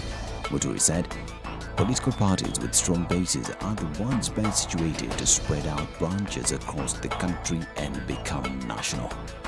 Now, 5 people are in police custody in connection to the death of a 45-year-old man who was reportedly killed and buried in a shallow grave in Tereni village in Baringo North. The suspects are alleged to have killed Stanley Sumoko after drinking spree before they buried his lifeless body in a shallow grave. Confirming the incident, Baringo North Sub-County Police Commander Frederick Odinga said that the deceased was reported missing on February 19th by the family failed to report the matter to the police of a missing person. The police commander said that after the victim went missing, area chief Isaiah Cheriot mounted a search in collaboration with the locals. And Kenya Power is banking on the 10 billion shillings bailout package from the National Treasury to cushion it from revenue losses occasioned by the reduction in electricity tariff. Kenya Power Acting Chief Executive Officer Rosemary Odor says the bailout will further mitigate the deficit that may arise with the implementation of the second phase of a 15% reduction in power tariff. Kenya Power Distributor is in the process of managing system losses and cutting management costs to improve efficiency. In January this year, the government implemented the first 15% reduction in power tariffs in an attempt to control the spiraling cost of living. And Kenya is among the countries that overwhelmingly adopted a resolution that demands Russia immediately withdraw from Ukraine in a powerful rebuke of Moscow's invasion by a vast majority of the world's nations. After more than 2 days of extraordinary debate, which saw the Ukrainian ambassador accuse Russia of genocide, 141 out of 193 United Nations member states voted for the non-binding resolution. China was among the 35 countries which abstained, while just 5, Eritrea, North Korea, Syria, Belarus and Russia, voted against it. The resolution deplores the invasion of Ukraine in the strongest terms and condemns President Vladimir Putin's decision to put his nuclear forces on alert. The vote had been touted by diplomats as a bellwether of democracy in a world where autocracy is on the rise, and came as Putin's forces bear down on Kyiv while terrified Ukrainians flee. And back in Russia, dozens of anti-war demonstrators were detained in Moscow and St. Petersburg after jailed Kremlin critic Alexei Navalny called on Russians to protest President Vladimir Putin's invasion of Ukraine. Police in Putin's hometown of St. Petersburg violently dispersed protesters and detained around 100 people. In Moscow, enforcement closed off Red Square near the Kremlin and detained at least 7 people who gathered while loudspeakers warned people from converging. In Moscow, one woman in a red coat shouted "No war" before being held off by police into a van. This is Newswire. I'm Dennis Aseto. Good morning.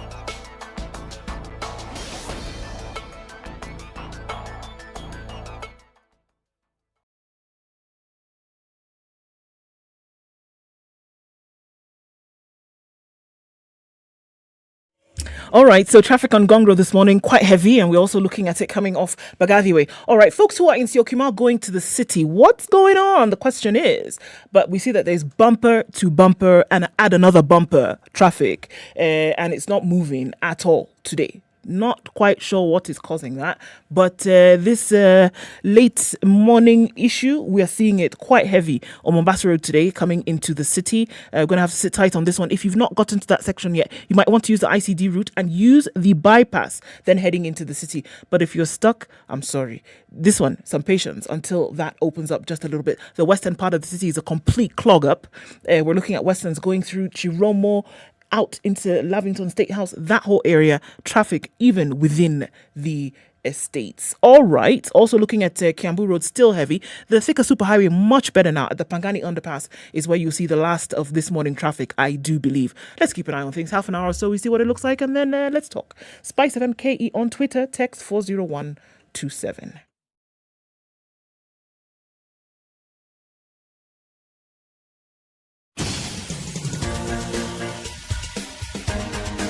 This is The Situation Room, the home of hard-hitting political commentary and penetrating insights about the state of the nation. This is a talk radio experience like no other. The Situation Room, a place for hard truths, debates, and elevated conversations. The Situation Room, witty, political, engaging, deep, controversial. In the room, we have C.T. Muga, researcher, academic, seasoned political observer, a fountain of wisdom in these politically uncertain times. Ndu Okoh, Nigerian by birth, Kenyan by choice, communications expert, Pan-Africanist, a truth seeker and believer in people power, and Eric Latiff, agent provocateur, the man in the chair, seasoned journalist, news hound, a man who believes in punching up, not down.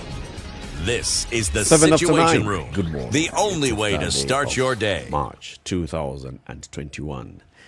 3 days and counting. President Uhuru Kenyatta will be driving on this road soon. So tunatayarisha. Our dancers are ready. Yeah, we'll be selling water on the road because there will be very many halaiki ya mamia, umati mkubwa wa watu wakisherekea. So city, we've got to make this thing work. The president we have an opportunity to make money on this road during this month. It doesn't matter what you think. If he wants to move along this road, he needs to fly along the road. But drive, it's not going to happen. The president is not suicidal. This road, June. Did you say the president is not suicidal? He's not suicidal because unless he turns suicidal, then he will try and drive on this road. He said March. We're in March. There's some fake news that they said tomorrow. It's not happening. Which tomorrow? 4th of March. Fake news. Oh, Lord. It's not happening. This road will be ready around June.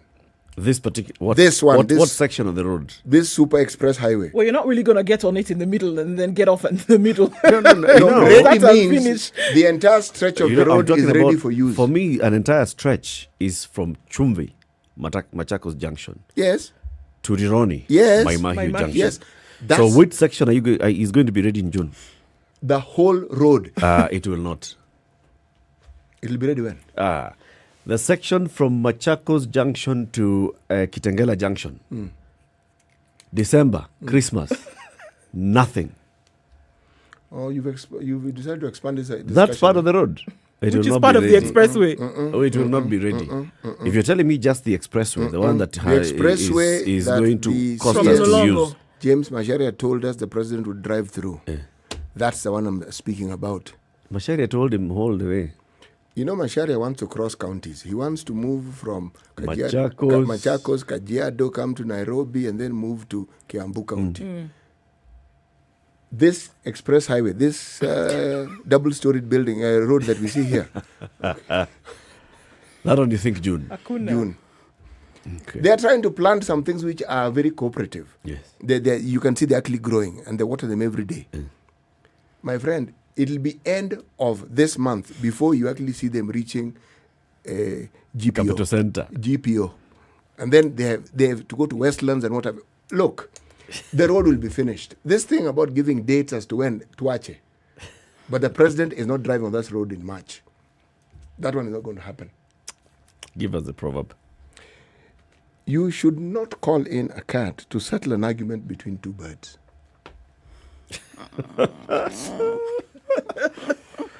Okay. So we will find out whether the person that we have in the studio considers herself a cat. Or not. Because she settles arguments between birds. Party birds. Yes. Desma Nungo is the chairperson of the political party's Disputes Tribunal. And she's with us in the studio today. It's Thursday, #Justice Thursdays. We have these conversations every Thursday, expanding access to justice, and especially from the information side of things. Desma, karibu sana. Asante sana. A very good morning to you all. Well, good morning to you. Welcome to the hot seat. Thank you. We call it the hot seat, but don't worry about the name. It's just make yourself comfortable on the seat. I'm very comfortable and watching whether the temperatures will rise. So what do you think? Are you a cat that is called to mediate between warring birds? Allow me to call myself a dispute resolver. And I've seen an eminent dispute in this conversation. Save that I might not have the jurisdiction. As we'll be speaking, you will appreciate that mine would be limited to disputes arising out of political party affairs. Okay. Yes. So tell us about that. The Political Parties Disputes Tribunal. What is it? The Political Parties Disputes Tribunal is a quasi-judicial entity. When I say quasi-judicial, I mean a body that exercises judicial functions, but strictly speaking, it's not a judicial body. So it's a quasi-judicial entity that hears and determines disputes arising out of political party affairs. So it's established under the Political Parties Act with the mandate to handle such disputes. So when you say quasi-judicial, does it are the decisions that come out of your tribunal binding, legally binding? Indeed, they are binding, and they are also, in the event a litigant is dissatisfied with our decision, they can appeal to the High Court. So when I speak to the matter quasi-judicial, I need to bring to your attention that the tribunal composition is not just made of lawyers. Currently, the composition is such that there are a total number of 7 members as per law. So out of the 7 members, there is the chairperson, who is an advocate with the qualification of a judge. So currently, I am honored to serve the public as the chairperson of the tribunal. And then we've got a vice chairperson, who currently we have Honorable Dr. Mtubwa serving in that capacity. And then we have currently we have 4 additional members. So we've got Honorable Millie Luanga, we've got Dr. Adelaide Mbidi, we've got Honorable Gad Gathu, and we've got Triza Chepkony. So those are a total of 6. There's a vacancy for 1 position that is in the process of being populated. So out of the numbers I've mentioned, 4 are meant to be advocates, and then the rest are non-advocates, meaning they have specialization in different fields, whether it's political, administrative, just to give a rich mix of skills in dispute resolution insofar as political parties are concerned. So it's not the typical area where you see a judge is presiding over a matter. Yeah, it's a mix of skills, and everybody would listen and give different angles to the dispute and come up with an amicable way of resolving it. How are members appointed? The appointment of members is by the Judicial Service Commission. So it's an open and competitive process. Usually when there are vacancies or when terms of persons who are serving end. And just to mention, members serve for a term of 6 years, non-renewable. So when a member's term ends, or even a chairperson's term ends, they are advertised in the papers and also in the judiciary websites, and then applications are received by the Judicial Service Commission, interviews are conducted, and then appointments are made. Yeah, but later in this conversation, apart from the 7 members that I've just mentioned, you will appreciate that there were recent amendments to the Political Parties Act that now the impact it might have on us is that it's giving us 18 additional ad hoc members to support the tribunal. Yes. 18 additional. Yes, and this 18, maybe just to understand, first and foremost, the quorum for the sitting of the tribunal is a minimum of 3. So meaning out of the 7 members, we can only have 2 panels sitting at any one given time. Now, with the addition of 18 or so ad hoc members, it means now we can expand the number of panels that are sitting. And that, of course, would enhance access to justice, and of course aligns itself with the Chief Justice's vision on social transformation through access to 18 justice. plus 7, 25, so you can actually have 8 panels, sitting at a go. At any one given time, indeed. And is the, just as you're looking at, obviously this is planning, right? Yes. With the addition of these 18, it's planning with the mindset that there will be more disputes that would come in terms of volume. Yes. Right. So is the expectation going into this period that we're likely to see more come to the door and say, look, we need this sorted out? Is that the expectation? Indeed, that is the expectation. And this increment in the numbers was informed by lessons learned. For example, in 2017, we did not have provision for ad hoc members. So it means that in 2017, we only had 2 panels sitting at any one given time. Now, in 2017, we had close to 600 disputes in a period of barely 2 weeks. Because remember, as the tribunal, we work together with other institutions like the IEBC, and we expected to ensure that we make our determinations within the timelines that have been gazetted by IEBC for purposes of clearances for electoral processes. So it therefore means that in 2017 there were only 2 panels sitting, and this overstretched the tribunal because we had to sit all days, all nights, including weekend. Wow. And it was very, very tiring, especially for our litigants who even had to travel from all over the country to come all the way to Nairobi. So lessons learned from this then made us call for reforms with a view to ensuring that during this busy period, because indeed pre-electoral dispute resolution period, the period we are currently approaching, and you all appreciate that political parties are gearing themselves towards conducting their party primaries. Yeah, there is an increment in the number of disputes, and we therefore want to just enhance access to the tribunal, and this will also enable the tribunal to decentralize its services.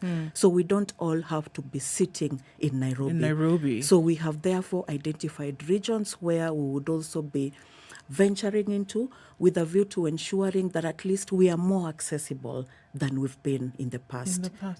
What is the nature of some of the disputes that come to your table? Okay. There are of various dimensions, but the law defines specifically the kinds of disputes. For example, it would say if you have a dispute between a member and a political party. So I am a member of Party X, and I have a dispute, for example, in the manner in which they're interpreting their constitution. You know, all political parties have constitutions, and constitutions are like the contracts they have with their membership. So pursuant to the constitution, the membership expects certain things from the political party, and in the same breath, the political party also expects certain things from the members. So in the event that there is breach of constitution, for example, you said that you are going to conduct election of NEC officials, but it has not been conducted. You said that we are going to be having meetings, and this is supposed to be the quorum of our meeting. These are the persons that we expect in these meetings. But now you have decided not to conduct this meeting, but you have nevertheless come up with resolutions for the benefit of the party. So there are various dimensions that come applicable to the moment at hand, nominations. You know, nominations politics have become very, very competitive, very heated, very emotive. In fact, normally they say land is an emotive subject. But from my experience and any other Kenyan's experience, I think politics is also more emotive, very competitive. And we appreciate that at the stage of nominations, because you will know that there are regions where a nomination is as good as an election. So if you win that ticket at the stage of nominations, you're good to go. So it becomes very, very hotly contested.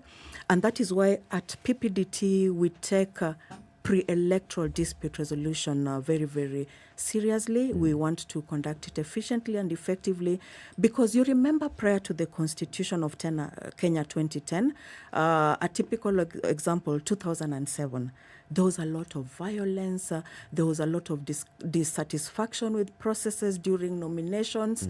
So much was going on within, but there was no organized forum where the pre-electoral issues would be addressed. So people had to wait all the way up to the conduct of an election, the declaration of a result, then that's when they would file election petitions in court. But now pre-electoral dispute resolution fora have been made available, and it's not just the tribunal, even IEBC plays a role in pre-electoral dispute resolution. But it's within a very short time. Do you have sufficient time to actually hear all the disputes that will be lodged before your tribunal, before an election? So say party nomination, party primaries are going to take place, in April, May. And then the satisfied parties then come and make their applications before you. Do you have sufficient time to adjudicate? Yes, we create that time, but even as we create that time, we also conduct what is called active case management. Because, if you have very many matters and you are supposed to determine them within a particular period, and everyone expects your service, then you've got to at least treat everyone equally by giving them, for example, trying to balance what time you're giving to each party, and also encouraging parties to put in written submissions in support of their respective positions. So indeed, we create time because we don't have an option. We are called to undertake that role, and Kenyans are expectant that we've got to undertake it. Do you also deal with disputes between parties? Because what I'm hearing a lot is disputes within parties. So a member versus the officials of the party, officials versus one another. How about party versus party? Yes, we do. Like? We do, for example, a dispute between parties would play, for example, in the instance of funding, parties, or in the instance of a coalition, where political parties are coalition partners, and they have this agreement that makes provision for how they are supposed to relate, but then a particular party perhaps does not honor that side of the agreement, and so they are then called upon to have it settled in one way or another. So political party funding, where there's funding that has been distributed, and parties amongst themselves are contesting how that has been undertaken. So we hear disputes between political parties, disputes between a member and a political party, disputes involving coalition partners that I've already said, disputes between an independent candidate and a political party, and also appeals arising out of decisions of the registrar of political parties. Yes. You mentioned that you want to devolve these services into regions. How many regions do you hope to have these services available?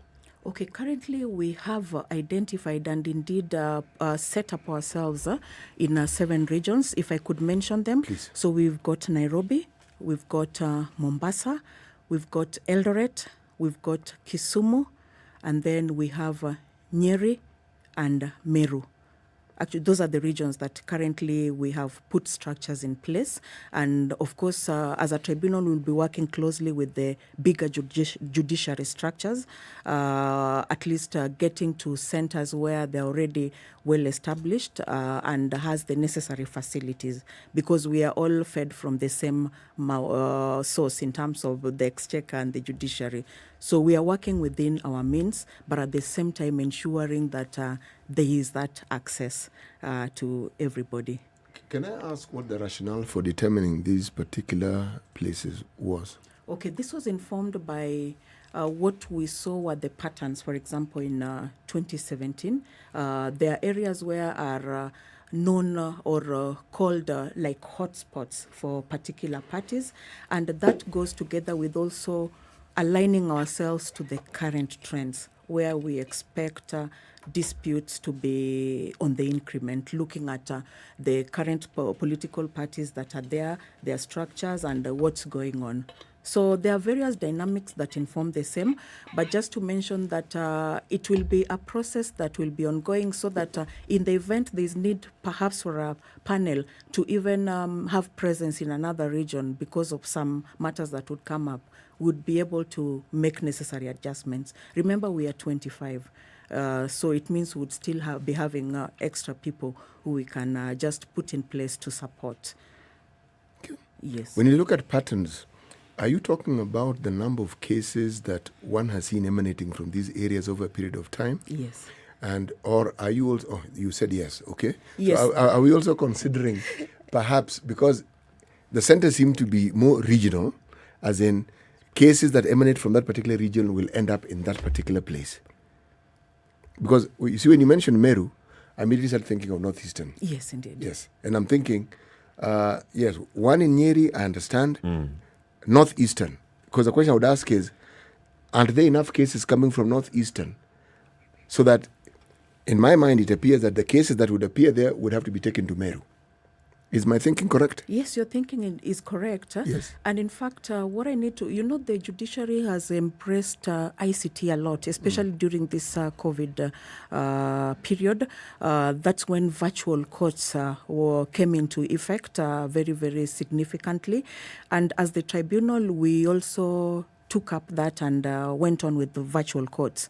And a report that I usually share at any opportunity is that pursuant to the introduction of virtual courts, at the tribunal, we registered the highest number of matters that were filed from that northeastern region because it made it much more easier for lawyers from those regions to serve their clients at the comfort of their offices. You are looking at me as though there is no network in Northeastern, but from our experience, we registered the highest number of matters coming from that region filed virtually. So yes, indeed, that is the intention. Yeah. No. I'm delighted to hear what you're saying, because it then means that connectivity in this country has actually literally gone throughout the whole country. But then I have to ask, because when you talk about Mombasa, I'm thinking of Mombasa County, I'm thinking of Kilifi County, I'm thinking of Tana River County. And so all these cases would also then be served in Mombasa. Yes. I have to ask, the connectivity in some of these areas that I've mentioned, Mombasa, I understand.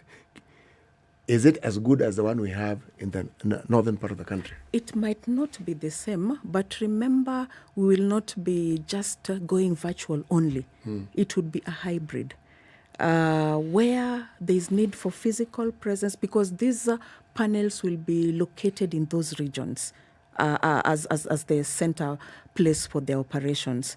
So for those who would be able to link in virtually, they would. For those who would want to come physically, it would also be open for them to come physically. Remember, I have mentioned our numbers. Yes. We can only stretch to a particular extent. Yes. And it's a very, very big improvement from where we started, Previously where we were at 2 panels only. So now we are going to be at most 8 panels. So this is a big step, and we will be observing how processes go, but we hope that it will be less strenuous to our litigants who had to sit day and night at the court corridors, even becoming a security threat. Some did not even have transport to come all the way, or if they had transport to come all the way, they would come and then they would not have transport to go back. Some would not have accommodation. So because the proceedings were going on day and night, they just decided to station themselves there until they finished their matters. So there are a lot of dynamics to this. Remember that not every Kenyan can afford legal representation. So there are those who had to come in person to represent themselves. There are categories of persons who are abled differently, who also are entitled to access to justice and also needed these services. So there are lots of dynamics in play, and we are looking into all this to just enhance that access and at the same time improve on our efficiency to the public. There's a lot to talk about, especially when you now bring in the other angle, because we're talking about political parties and disputes. You think about the big guns in a party. Yes. You think about, okay, so YPI is complaining and ANC are complaining they have not received money from the political parties fund, and they are taking ANC, ODM before the tribunal. Then there are other issues where it's ordinary members of parties who are taking an issue against the party. And those also have got to be treated equally. Yes. Let's talk about some of those examples that you have dealt with in a couple of days after this break. It's 9:30, Kenya's biggest conversation. Remember, we're telling you about Cipladon. If for various kinds of pains, you can tune into the Spice Drive with Edward Quach from 3 o'clock to 7 o'clock, where you get a chance to win 5,000 shillings. That is 5,000 shillings with Edward Quach from 3 o'clock to 5 o'clock. Yesterday, somebody actually won that 5,000. Listen to how they got to win that. It's Quach calling from SpiceFM. Oh, Quach. Yes. We spoke not too long ago, right? Yeah, we did. And you were telling me about how your menstruals are painful and what you do for pain relief. Yeah. Long story short, me darling, I like what indeed you said, and especially the fact that indeed you do use Cipladon. So I've got 5,000 bob for you. Thank you. And please, I need you to preach the gospel and recommend Cipladon to your friends, relatives, and indeed your associates, okay? Okay, I will. Spice. This is the Situation Room, the only way to start your day.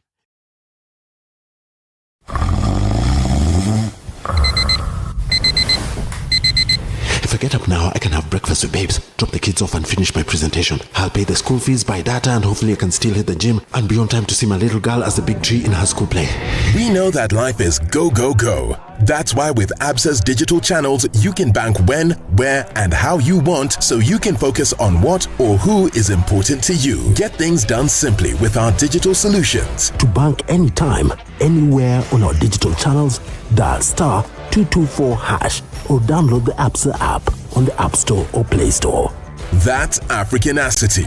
That's Absa. Absa Bank Kenya PLC is regulated by the Central Bank of Kenya. Terms and conditions apply.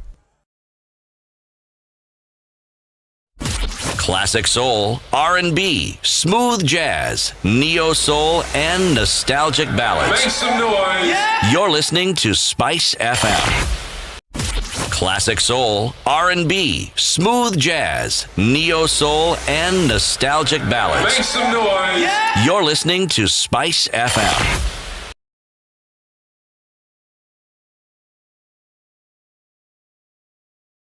21 degrees and sunny in Nairobi, highs of 27 and lows of 16. Today it's sunny at 20 in Nakuru, highs of 29 and lows of 13. We're looking at sunny conditions at 18 in Nyeri, highs of 28 and lows of 11, while in Eldoret at 19 degrees it's mostly cloudy, highs of 26 and lows of 14. It's raining in Mombasa in some parts at 29, highs of 32 and lows of 25, while in Malindi it's mostly cloudy at 27, highs of 31 and lows of 26. Mostly sunny at 23 in Kisumu, highs of 30 and lows of 18, while in Kakamega it's sunny at 24, highs of 31 and lows of 15. Kampala is sunny at 23, highs of 28, while it's sunny in Dar es Salaam at 29 with highs of 31. We'll see lows of 26. Sunny conditions at 20 in Joburg, 26 will be the high and lows of 16, while in Lagos it's raining now at 25, highs of 34 and lows of 25. Kinshasa sunny at 24, we'll see highs of 34 today. It's sunny in Beijing at 10, highs of 11 and lows of -3, while cloudy at 7 in Paris. We'll see highs of 12 and lows of 7. In London at 6 degrees, it's clear. Highs of 13, back down to lows of 6. And New York, mostly cloudy at 7. Coming into Thursday, that'll be today's high, lows of -6.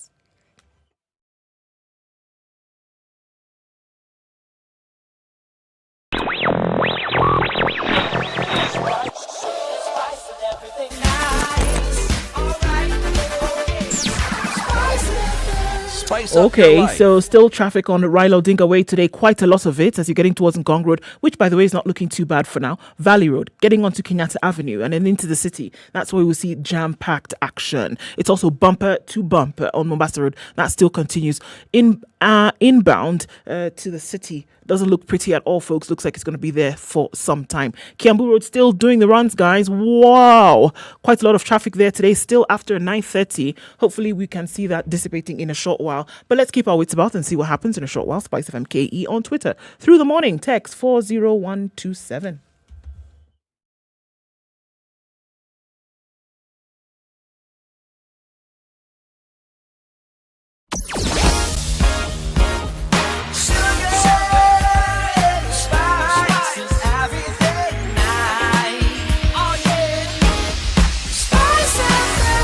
Spice up your life.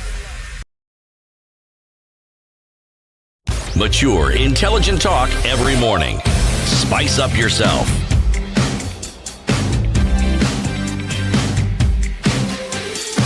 .24 to 10. The conversation continues. Hashtag Justice Thursdays, where we discuss about improving and increasing access to justice.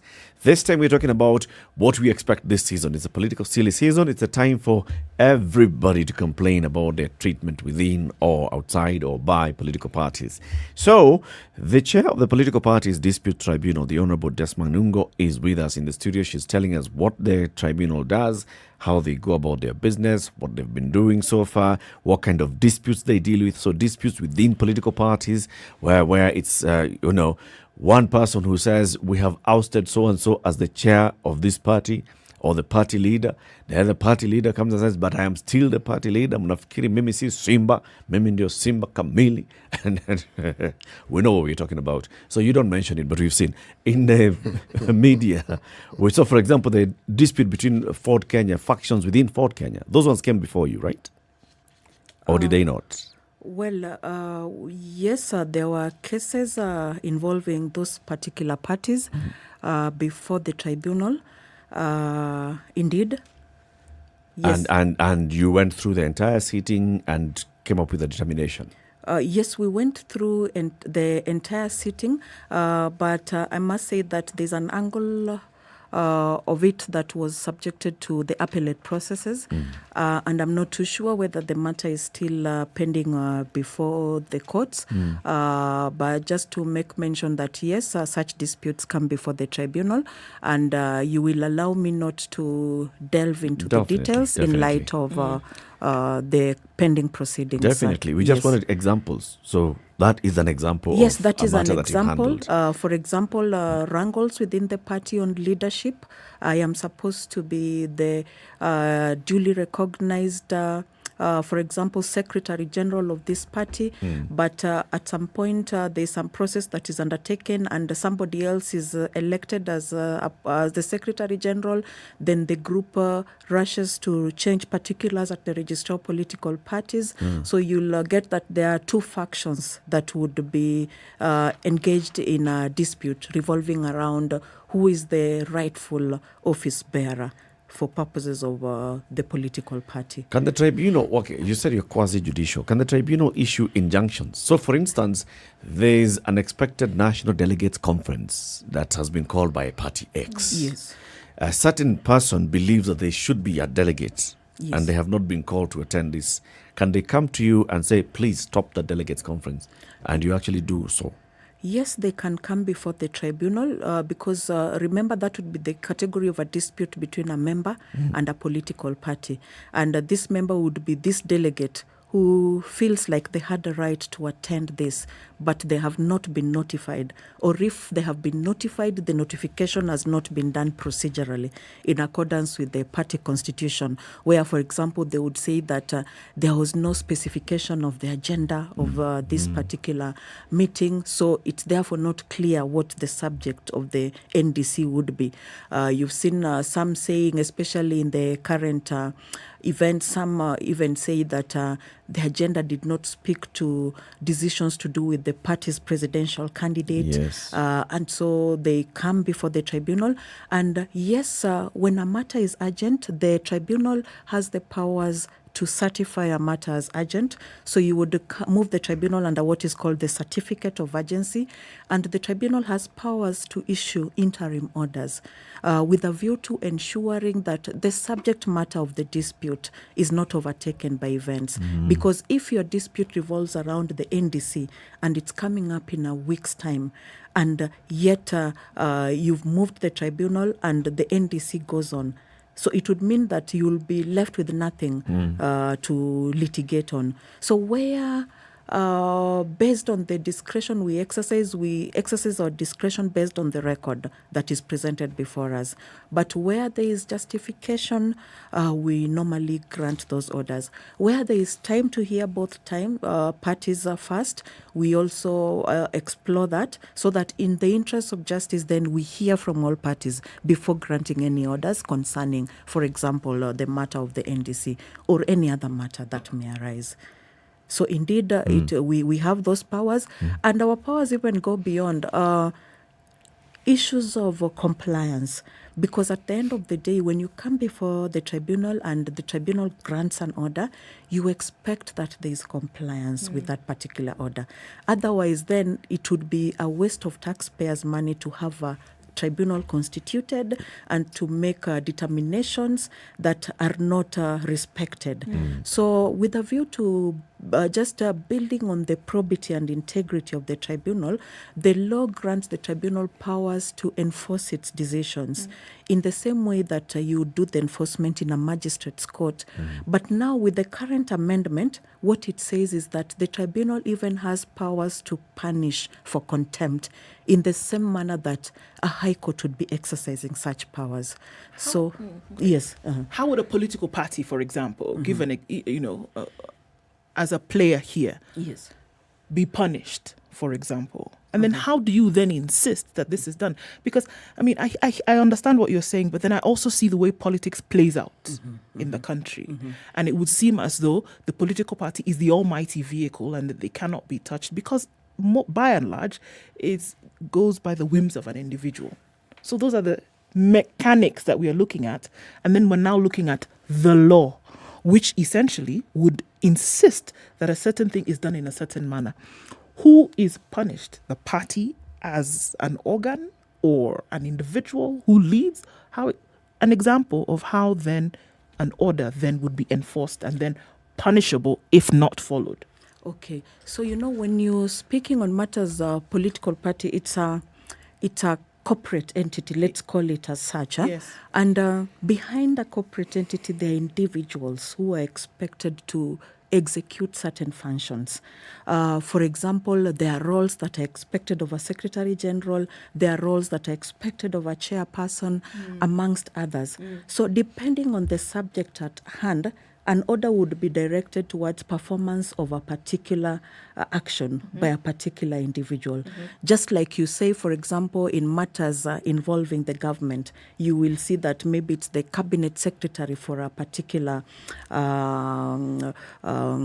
ministry that is put to task to show cause why they should not be cited for contempt for failing to obey certain orders. So I must say that yes, there are persons who you could push towards compliance, and it's a journey in terms of institutionalizing political parties. Right. That bit I agree, but I must acknowledge that we are from very far. We are moving steadily towards changing the narrative. The steps are slow, but there. So there's still so much work that needs to be done. And that is why even at the tribunal, one thing I also need to bring out clearly is that before an individual files a dispute before us, the law requires that they exhaust the internal mechanisms of dispute resolution within the political party.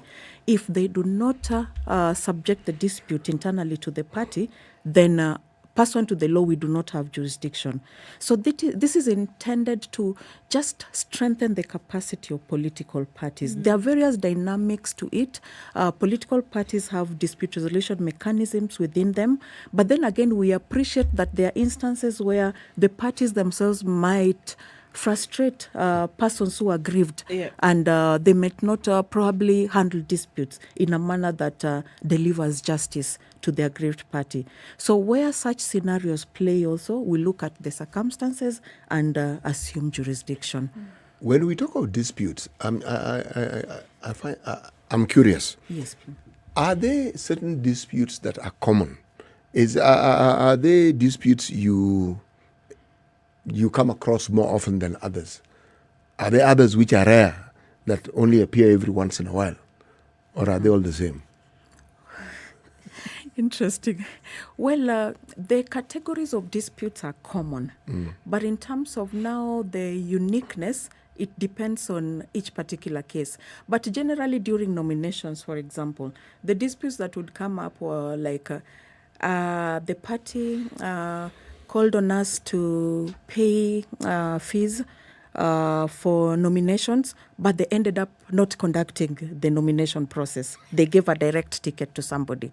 After people had paid? After payment. So then they would come before us, and so we would want to look into what was the legitimate expectation by virtue of accepting payments from people.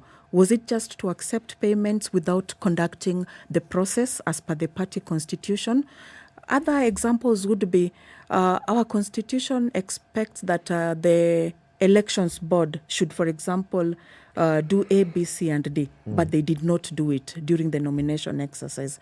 Or the nomination, there was no proper register in place. You know, registers are hot potato, both at the electoral, national, and even at party nomination levels. Yep. And even now, you see that in the amendments to the Political Parties Act, they say that the registrar of political parties should at least ensure that the membership lists are in place, and then they are the same lists that now would be used for purposes of nominations. So that if your name is not listed, then ordinarily you're not supposed to participate. Yeah. So there's so much work that needs to be done in terms of just institutionalizing. We know there's still a bit of patronage playing along, but now it's not just in the open. It's being done very cautiously, and we see that there is some growth, and we look forward to at least more improvement at some point. How do you enforce outcomes that you have determined ought to be put in force? How do you actually enforce it? Okay, so it would depend. For example, if it involves payment of some sums of money, that one, there are different ways you can attach. You can attach, meaning you can attach the person. You can have somebody arrested for not paying up. Arrest you and, can and have attaching is the same thing. Yeah. So when you attach a person, you've arrested them. So you can attach a person. You can also attach property. Yes. Where you normally see that they go and proclaim people's property, and then they come later and take them up. So there are different forms of doing that as recognized by law. There's something that you mentioned about the registrar of political parties. Yes. So disputes between members of party and the registrar. What kind of disputes would you be dealing with? So let me give you an example. You can tell me whether this works. Many people have lately been talking about going online and finding that they are members of a certain political party and they have never registered for such a party. So who should they be complaining to? The party, the PPDT, or the registrar? Okay, there are different dynamics to it. There could be the direct one of complaining to the party. But there's also the option of, if, for example, they write to the registrar and tell them that we have found our name here and we are not members and we expect you to assist in resolving this, and then the registrar makes a resolution. Yeah, so that resolution is subject to appeal. Okay. Yeah, so that would come as an appeal now before the tribunal. Another example of appeals that would come from the decisions of the registrar of political parties, you remember parties have been doing a lot of changes within their structures with a view to preparing themselves towards the general elections. Yes. Some of the changes would be who are the office bearers, who are the members of the various organs, which colors do we want to maintain, do we want to change our symbol, and they have been applying to the registrar who puts up notices in the Kenya Gazette of such change of particulars. So there is a process for change of particulars of a political party, including even change of the party constitution. These have been ongoing, and there have been various applications in that regard. So let's say a party makes that application for change in particulars, but for one reason or another, when it's subjected before the registrar of political parties, they decline. It could be for any reason. Perhaps the party has not attached minutes showing the resolutions that were arrived at in making those changes. Changing from a handshake to a dove. Yes, and yes, such like things. And has even informed, and most of the times what the registrar does is she engages with the political parties so that where there are issues that need to be attended to, she makes them attend to them. But there are instances where sometimes there is that engagement, but the party has still not complied, and in one way or another, the registrar has to make a decision. So in this case, then a party who is aggrieved by that decision can now file an appeal at the tribunal. So we've had instances where a party, for example, is deregistered. The registrar puts up notices as required of the law, and it gets to the point where they've got to do the deregistration, but then this party now learns that it has been deregistered and they feel aggrieved by that deregistration, so they appeal against that decision, amongst others. Yeah. Okay, so would you say that in how adjudication has been going over these disputes in the recent past, are you comfortable with it, with the resolutions that have come about as a result of these disputes that have come to you? Are you comfortable with the way things in which they have been going?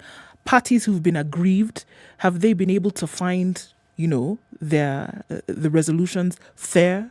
Because I'm sure this feedback then comes to you. Are you comfortable with that, and comfortable with how those who bring their issues also are feeling? Okay, what I can say is that we know that the decisions that have come from the tribunal up to the appellate courts have shaped how political parties conduct their processes.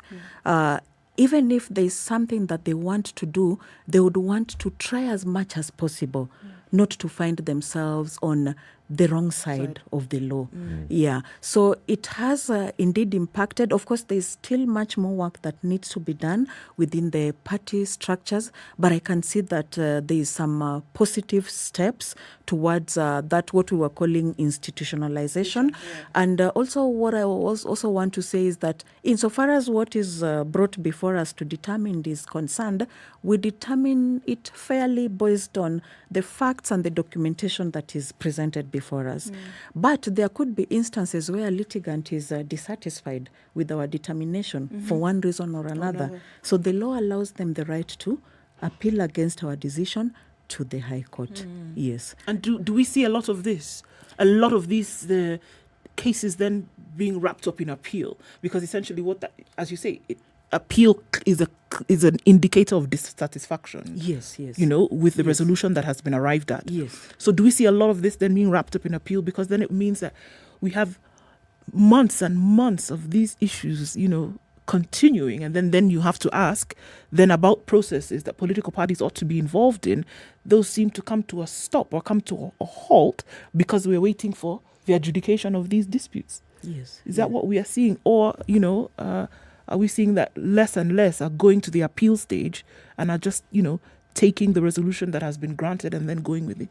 Well, what I can say is that, number one, litigation or dispute resolution at the court or the tribunal, it's a win or loss. To some extent, one person will always feel like they have lost. Yeah, and the other person, of course, would feel like they're successful. So then that would mean that everyone would want to try at another level to see whether they can have it in a different way. So to respond to that, yes, there are appeals that are filed against determinations of the tribunal. There are a number that have been upheld in terms of maintaining the tribunal position. There are also others where the court have viewed things differently and made different determinations that depart from what the tribunal determined. So all this is about growth in jurisprudence because it's about and Kenyans have a right to exploit to the extent that they can. Of course, it boils down to time, and harmonization of timelines, especially during this electioneering period, has been a major challenge because we've got to rush with so much and ensure that we are done before, for example, IBC's deadlines for submission of names of candidates comes into place. So it means there is a lot of rush between these. Remember, you are starting from the party internal dispute resolution mechanism. That's what we normally call the IDRM. Then you go to the tribunal. Then you can go to the High Court. Then you go to the Court of Appeal. Yeah. Something I want to ask. Court issues, from what I understand, always have to do with paying court fees. Yes. So in these matters of resolving dispute between political parties and issues within political parties, they also pay fees. Is it the normal fees that people pay, or has an arrangement been made for them to pay a special fee? Now, at the tribunal, there is the fee, subsidized, I would call it subsidized fee, that is payable for filing matters at the tribunal.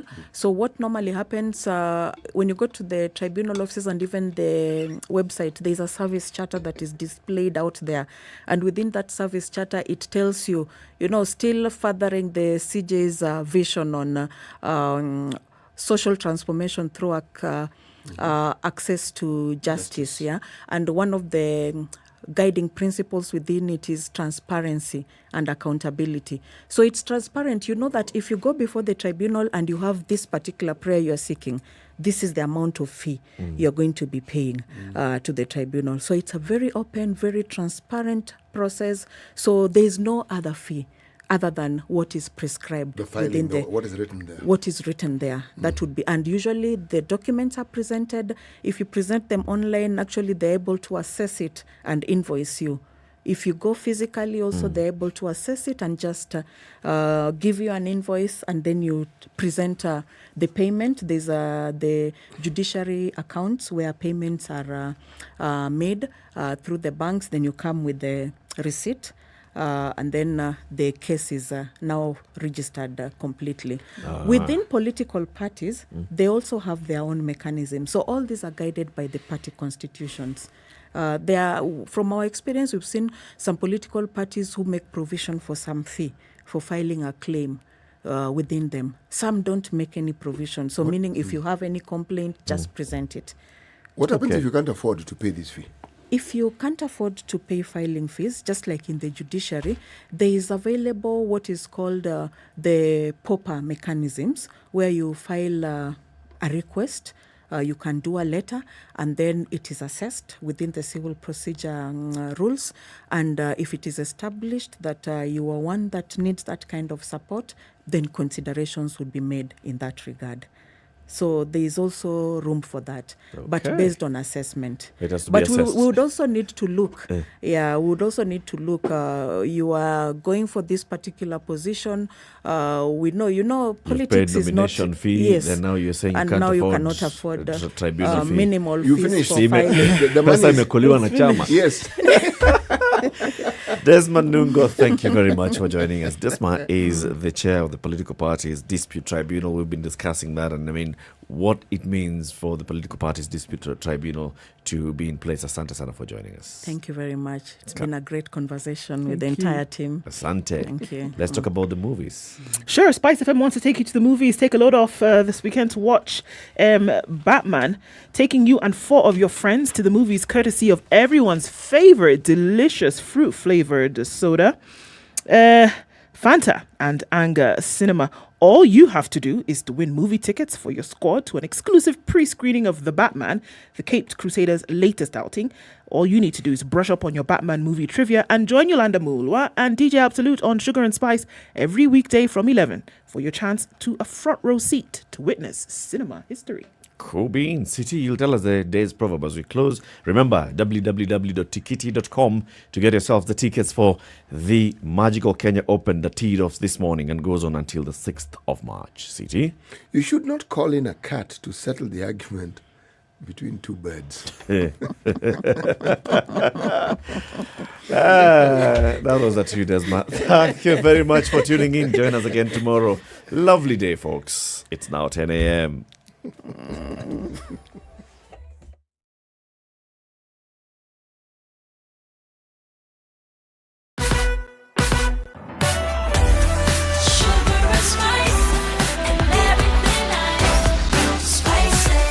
Spice up your life.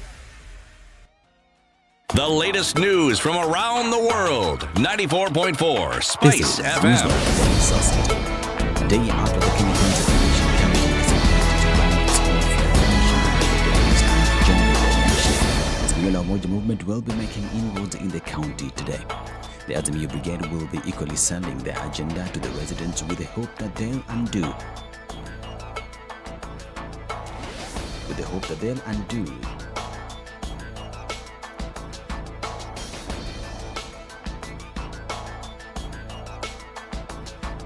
Sorry for that.